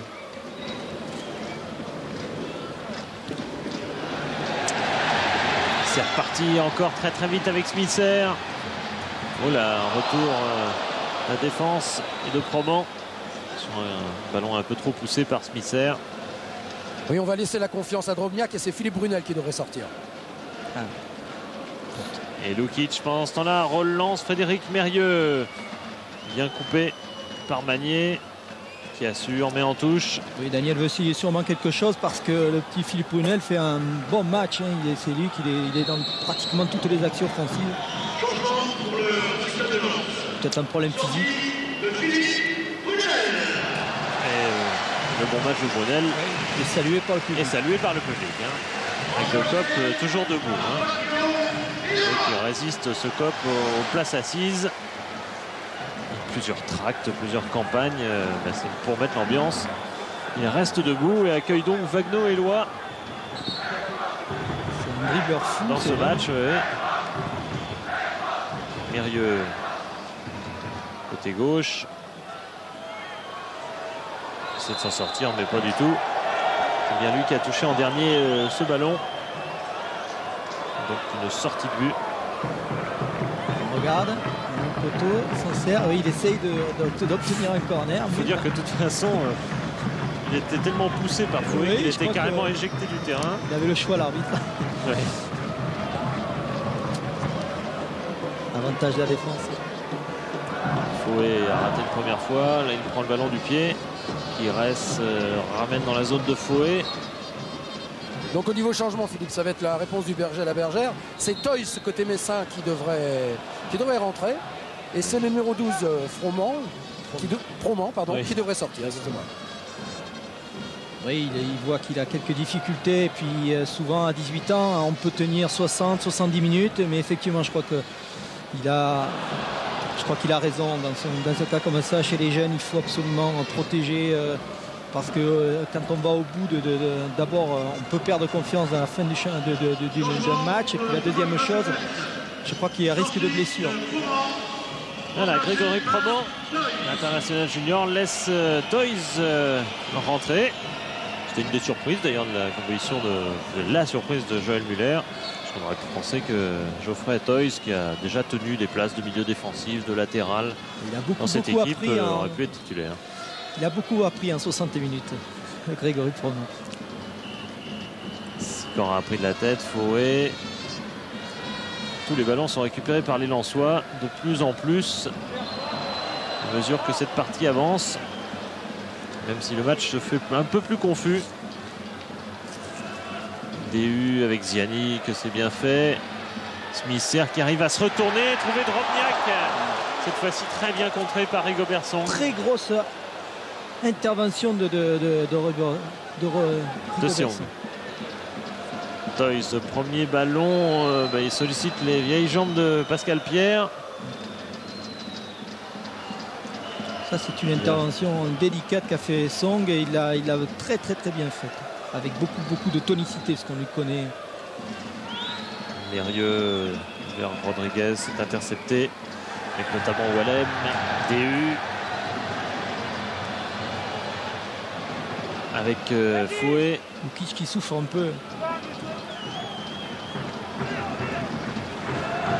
Appel de balle de Stéphane Ziani. Pris par Toys. Changement pour homme. Même place, mais plus de fraîcheur évidemment pour le nouveau rentrant. Sicora a chuté tout seul. Blanchard peut jouer avec Rodriguez. Aussi changer le jeu. Ce sera le cas de Lukic qui le fait, ce changement de jeu. Il le fait impeccablement vers Pascal Pierre. Il est tout seul. Blanchard, s'il réussit le contrôle, non. Il ne l'a pas réussi, ce contrôle. On comprend les propos de Joël Muller en parlant de Lukic. Techniquement fort. Regardez la transversale qu'il fait. Elle est magnifique. Et là, en une touche, Pierre redonne à Blanchard. Et là, ça se joue là. Ça se joue sur le contrôle, toujours. Sur la prise de balle. Il n'a pas tenté de voler. Subsidie, je comprends qu'il veuille contrôler ce ballon. Mais il aurait dû faire attention au retour. Bien joué en tout cas de la part de Pierre Fanfan. Défense françoise à nouveau sollicitée. Pires, Mérieux. Non, il n'y a pas de hors-jeu bien sûr. Long centre sur lequel Wallem s'est imposé de la tête. Ziani a trop poussé sa balle. Pires en 2 temps la récupère. On remet dans le sens de la marche Vladan Lukic. Centre du gauche. Repoussé. Toujours par Wallem. Ça revient sur Lukic. C'est droit cette fois-ci. Il va être dédoublé. Il va pouvoir donner à Gaillot. Le centre de Gaillot. Il a tenté en aveugle quasiment Rodriguez car le ballon était trop long pour lui. C'était encore quand même une occasion Messine à laquelle succède une occasion lensoise avec Smisser qui porte beaucoup la balle mais qui passe. Ah, pas 2 fois. Bon retour de Robert Pires. Fantastique solidarité. Robert est venu couvrir son libéro. Et en défendant debout sans risquer de faire de fautes bêtes. Philippe, vous parliez de la fatigue de Lukic. Il devrait sortir normalement ici. Stiliol qui devrait rentrer côté Messin. Guy a bien repéré Vladan Lukic avec quelques difficultés. Joël Muller avoue d'ailleurs qu'il est physiquement encore pas tout à fait. Qui passe sur un contre. Et là, Robert est venu. Voilà. Et il se jette pas. Heureusement d'ailleurs. Remplacé par Istiliol, le basque. Enfin le basque. On voit Daniel qui harangue ses troupes. Il les pousse. Ah, il a toujours eu du caractère. Hein. Ouais. Quand il était Guy-Lacombe a dû l'expérimenter. Ah, oui. Puisqu'il a joué avec Philippe Lefebvre aussi. Ouais. Tous les deux joués à Lens. Ah, c'était un joueur de caractère. Oui. Voilà, c'est le mot alors. Et c'est un entraîneur de caractère, ce qui est logique. Et pendant ce temps-là, tacle pas derrière. Ouais, M. Colombo qui vient de faire un signe au banc Messin en disant de prévoir peut-être un remplaçant parce que ça paraît assez important pour Bruno Rodriguez. Oui, et du coup ça rend le précédent changement un peu prématuré parce que si Rodriguez doit sortir dans la foulée, c'est Amara Traoré qui se prépare de toute façon. Mais ça aura perdu ses deux je vais aller attaquants. aux nouvelles pour Bruno Rodriguez. Mais ça aurait perdu ses 2 attaquants en un instant. Joël Muller n'a pas dû sentir la gravité de la blessure de Rodriguez. Enfin on va voir, hein, il va peut-être revenir. Pour l'instant Mérieux joue avec Blanchard. Avec Istiliol, pardon. Magnier est bien revenu. Et il faut que Istiliol entre calmement dans la partie. C'est ce que lui fait signe M. Colombo. Oui, mais pas la peine de s'énerver. L'ancien Bordelais, il a beaucoup approuvé, ce qui est logique. Pierre Fanfan décalé par DU. Sacré match de DU. L'ancien international espoir. Oui, Traoré devrait rentrer, hein, Philippe. Et je vous dis simplement les dires de Bruno Rodriguez. Je ne sais pas si c'est le genou, le tibia, le mollet. Je ne sais pas, il dit j'ai mal partout. Ah. Pas forcément bon signe. Non, c'est vraiment pas bon signe. Espérons pour lui que ce ne sera pas grand-chose. Mais, vu la tête... Christophe Déhu sur cette remise de Ziani. Oh, c'était encore pas mal combiné entre Smisser et Drobniak. Sikora joue vite la touche avec Éloi qui est passé dans un périmètre minimum aux dépens de Castellnoch. Le centre d'Éloi repoussé en tout cas dans un premier temps parce qu'il insiste. Wagno Éloi, c'était presque directement dans la cage de Lionel Letizy. C'est un joueur qui est capable dans une cabine téléphonique. Oh là, attention, le dégagement catastrophique de Letizy et DU n'a pas pu en profiter. Parce que Letizy n'était pas du tout dans sa cage, donc on a pu croire un instant que DU pouvait exploiter très dangereusement cette balle.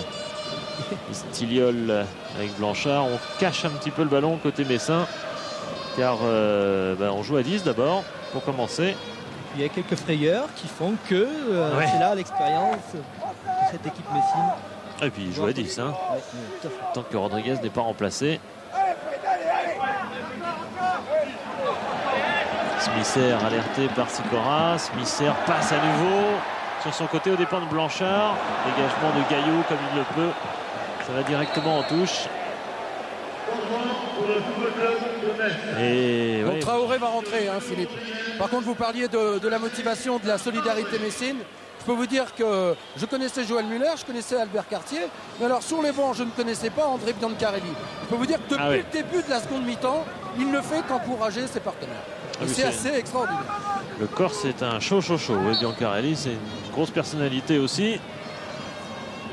qui avait fait ses débuts en Coupe d'Europe, si je me souviens bien.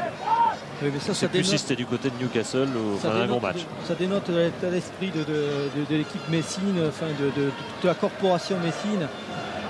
C'est vrai que le tempérament corse s'alliant à ses qualités. Enfin, j'ai vu Joël Muller faire signe à ses joueurs de remonter dans le terrain. Pour l'instant, ils n'auront pas le loisir. Effectivement, si ça continue comme ça, la fin de match va être très pénible. Si Metz ne parvient plus à remonter dans le terrain. Faute de Damara Traoré. Ouais, avec cette faute de Traoré. C'est son vrai retour, hein, Traoré, parce qu'il a été très longtemps blessé. Il a joué à peine un match et demi en CM2. Et le voilà qui revient.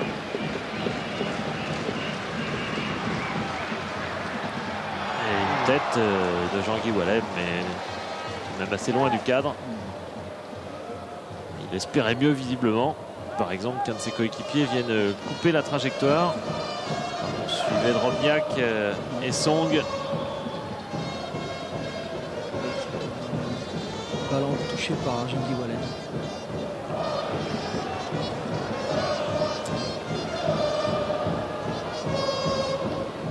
Et Éloi a redonné derrière. Jean-Guy Wallem. Sikora. DU. Ziani. On écarte avec Smisser. Il y a du monde dans la surface. Messine. C'est vrai qu'on défend. Guy, les Messins défendent très très près de leur but. Ils sont... Oui. Mais ça, bon, ça me paraît normal vu la conjoncture du match. Je veux dire, quand on a eu 2 occasions comme ils ont eu en deuxième période et que bon, on est devant une équipe aussi redoutable que l'équipe de Lens ce soir, et ben, il faut essayer de protéger son but, surtout quand on a un gardien. C'est bon que Lionel vienne de faire une intervention intéressante. DU combine avec Ziani dans un périmètre minimum. Gaillot s'en sort, ouais, et bénéficiera en plus d'une faute réelle de Smisser. Oui, elle plie, mais elle ne rompt pas cette défense Messine. Ça, ils auront souffert. Hein. S'ils s'en sortent, pourrait nous mettre un... Jean-Charles pourrait nous mettre d'ailleurs un chronomètre pour faire un petit point.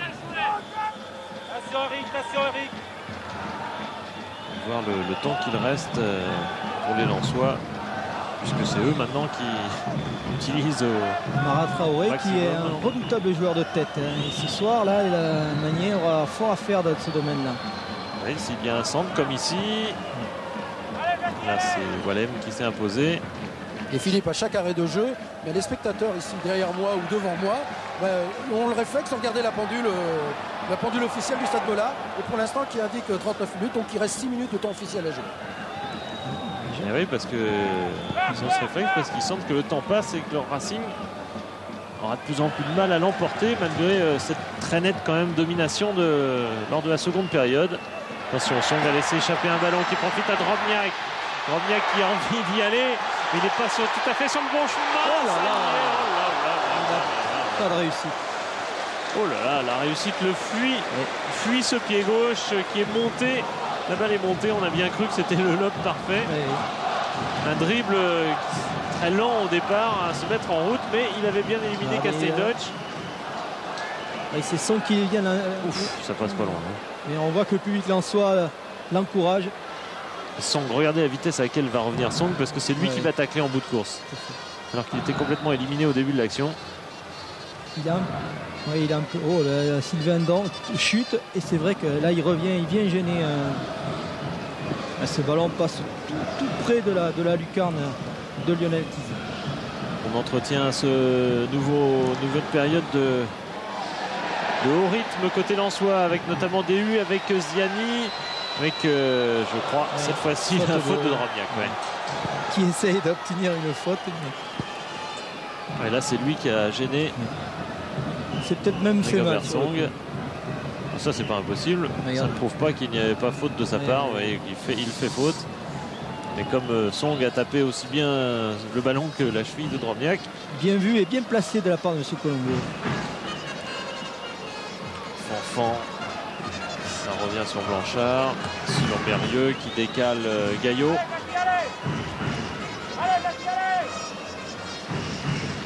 Blanchard à nouveau. Bien précieux dans cette fin de match où il faut garder le ballon, mettre le pied sur le ballon.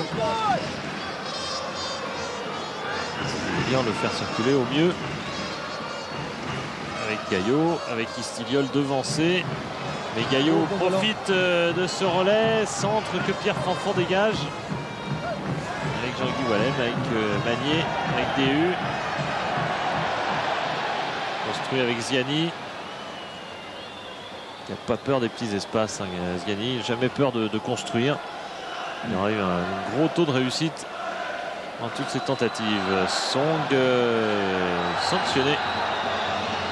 Ouais, profitons de cet arrêt de jeu pour donner quelques nouvelles de Bruno Rodriguez. Apparemment, d'après le commandant des pompiers là, qui allait le conduire chez le médecin, les médecins de garde là, juste dans le vestiaire, il s'agirait d'un coup sur l'arrière du péroné, mais rien de bien méchant. Bon, on l'espère. Plutôt rassurant. Wagno Eloi, que va-t-il nous faire? Il abandonne le ballon, il l'oublie un peu au passage.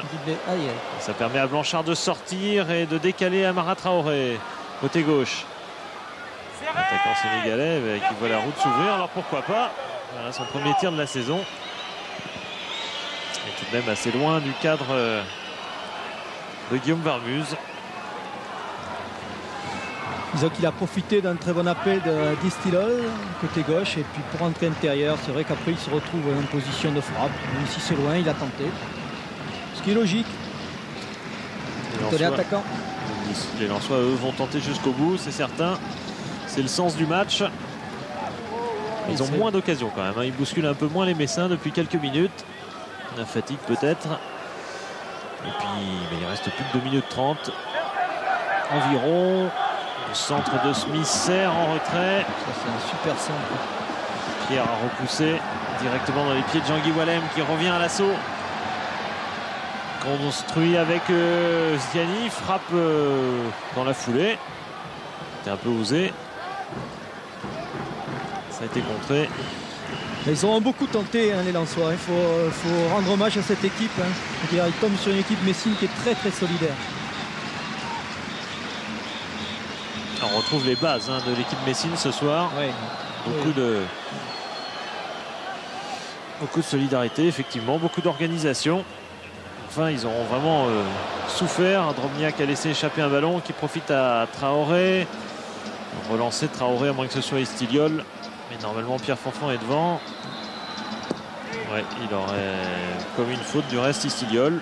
Que ce soit une poussée ou une main. Peu importe. Alors Vivien Fouet avec Sikora, avec Smisser qui essaye de laisser passer cette balle que finalement Toys met en touche.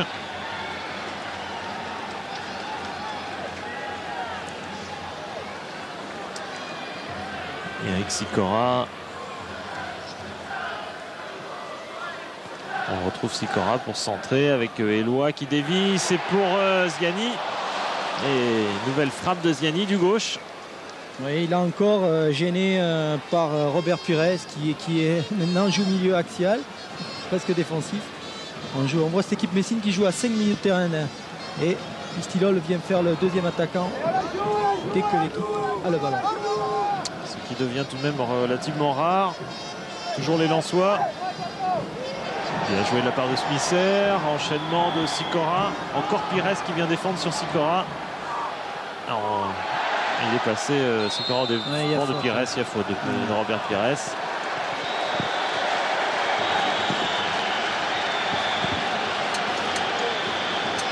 Petite faute sur Sikora qui amène... Oui, la faute fait sourire Joël parce que c'est plus pour se protéger qu'il fait faute plutôt que volontairement. Mais il y a faute quand même. Ouais, et puis c'est un sourire qui cache une véritable angoisse sur ce dernier centre. Enfin, c'est peut-être pas le dernier, mais un des derniers en tout cas. Cette fois-ci, les Messins s'en sortent sans encombre. Sur ce coup franc trop long de Smisser. Voilà, on voit ralenti. Tout le monde va. Beaucoup de joueurs vont au premier poteau. Il n'y a que Fanfan qui est au second, mais le ballon est trop long.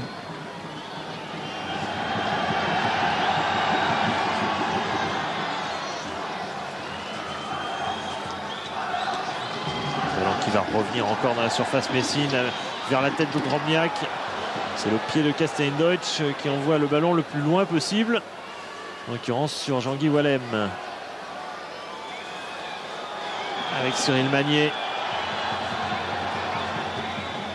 Wagno-Éloi qui va emmener sur l'aile, qui déborde Pascal Pierre pour centrer, mais ça tombe sur Castelldeutsch, toujours lui. Et il a l'expérience, il calme le jeu. Et Stiliol, et ce sera la dernière action du match.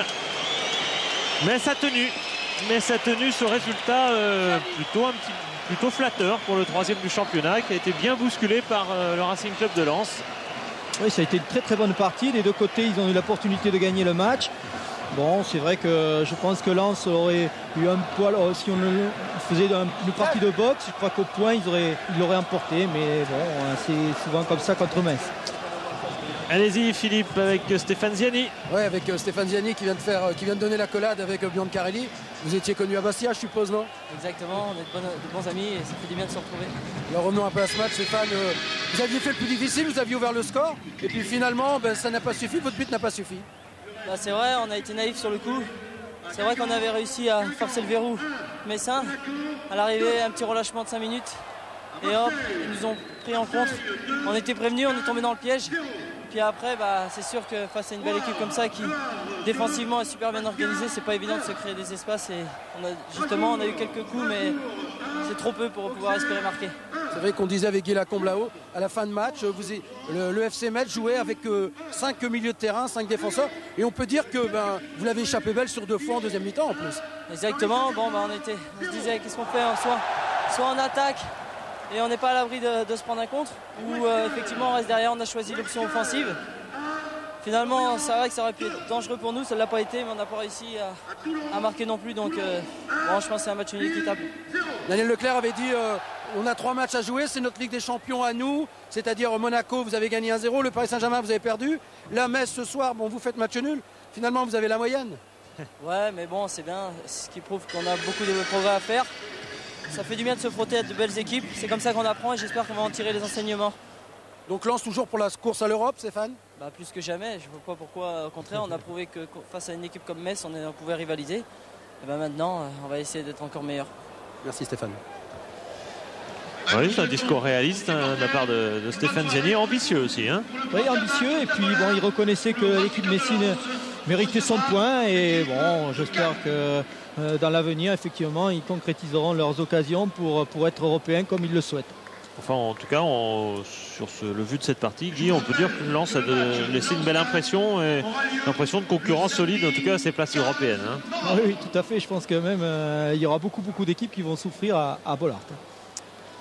On revoit là cette action qui aurait pu être vraiment décisive. Le pied gauche de Drobniak.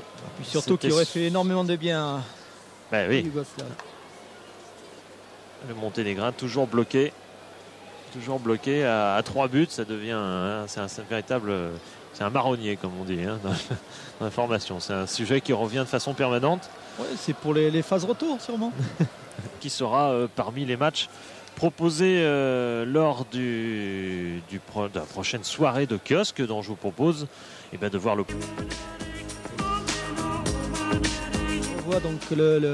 On revoit l'occasion, le hors-jeu de Smith. Effectivement, il est légèrement devant Song. Si Castelldeutsch était aligné par Song, ça paraît logique. C'est possible. Philippe, oui, avec Gervais Martel. Oui, avec Gervais Martel, le président de Racing Club de Lens. Gervais, une première réaction tout de suite à chaud après ce match. Écoutez, moi j'ai trouvé que c'était un bon match de foot. Je pense qu'on n'a pas fait une mauvaise partie. On est tombé aussi contre une bonne équipe de Metz qui confirme un peu ses résultats depuis le début de saison. Match nul, ça me semble assez équitable parce que Metz en seconde mi-temps a eu une ou deux occasions sérieuses. Nous aussi, mais je pense que sur le vu du match, c'est un bon point. Ce que je viens de dire aux joueurs, je crois qu'il ne faut pas rougir de ce point pris à Bollaert. On l'a pris contre une bonne équipe. L'objectif reste toujours l'Europe, Gervais? L'objectif reste de faire du mieux possible. Vous savez, depuis le début de saison, on nous pose la même question. C'est de faire du mieux possible. Là, on avait un calendrier qui était très difficile puisqu'on avait Bordeaux, Monaco, Paris et Metz dans la foulée. Et là, ça va se calmer un peu, même si aujourd'hui, il n'y a pas de matchs qui sont faciles. Mais je pense qu'on devrait être là. On est pour l'instant que fin octobre. Bon, je crois qu'il ne faut pas s'affoler. Ce soir, moi, j'ai vu un bon match de football, un match engagé, entre deux équipes qui avaient manifestement envie, l'une et l'autre, de gagner ce match-là. Bon, un match nul, c'est pas immérité sur le niveau du match. Dans un mois et demi, il va y avoir un nouveau marché de transfert, une nouvelle ouverture de transfert. Est-ce qu'il va y avoir des mouvements côté lensois? Non, il n'y aura pas beaucoup de mouvements côté lensois. Nous, on n'est pas un club qui défrayons ce genre de chronique en première page des transferts. On essaie de travailler année après année. Et je crois qu'on ne verrait pas de grands changements dans l'équipe de Lens à partir du mois de décembre. Je crois qu'au contraire, cette équipe de Lens, elle doit continuer à travailler, continuer à trouver ses automatismes. Bon, c'est ce qu'elle a fait par moment aujourd'hui et j'espère qu'elle va confirmer dans les semaines qui vont venir. J'avais juste un petit mot. Vous êtes le président des présidents de l'UCPF. Votre avis, je veux dire, votre mission, votre action, qu'est-ce que vous allez faire au niveau du dopage?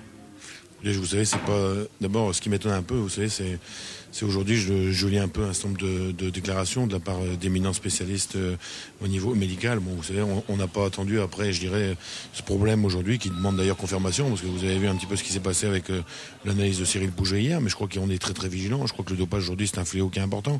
Mais on n'a pas attendu, vous savez, pour commencer à travailler au niveau de la prévention, vis-à-vis des centres de formation notamment, vis-à-vis de l'équipe première aussi. Bon, c'est pas une chose aujourd'hui, un matin où on s'est réveillé en disant il y a 4 joueurs dopés au mois de septembre qui ont été contrôlés positifs. Il faudrait peut-être qu'on s'affole sur le problème.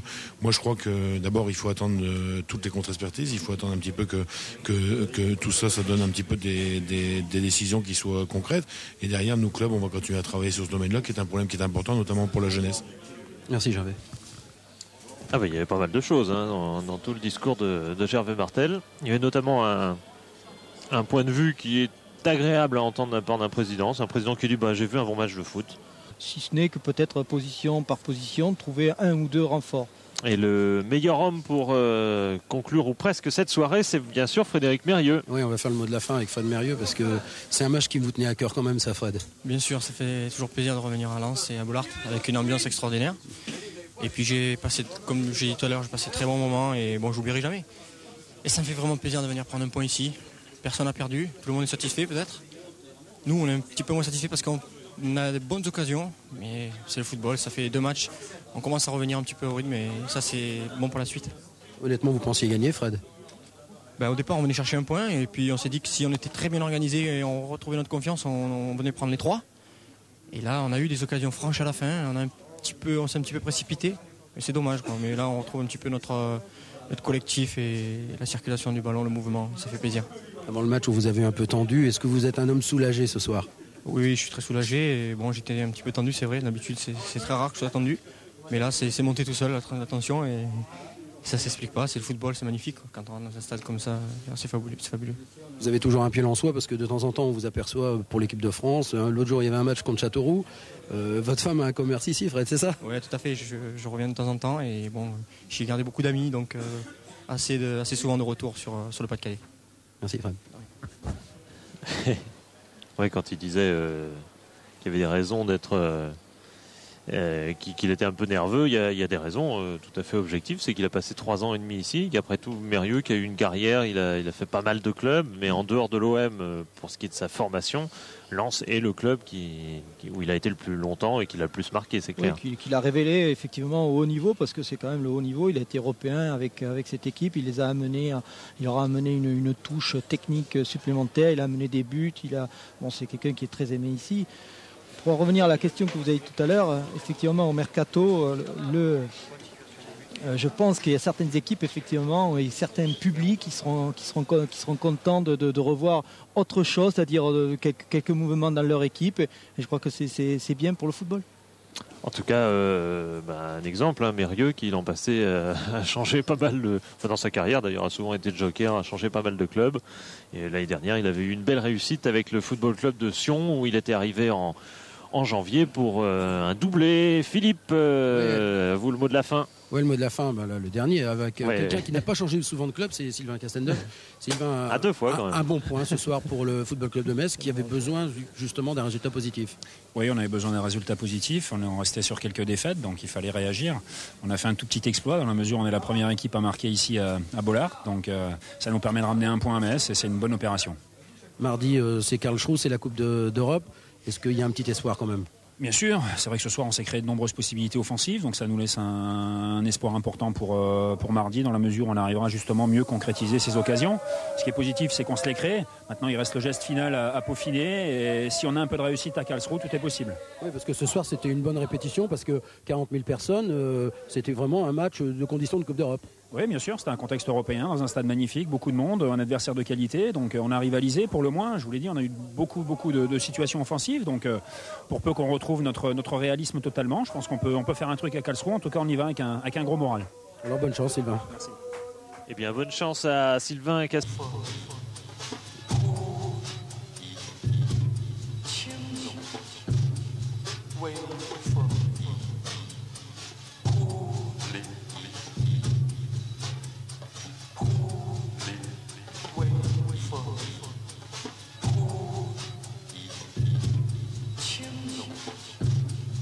Waiting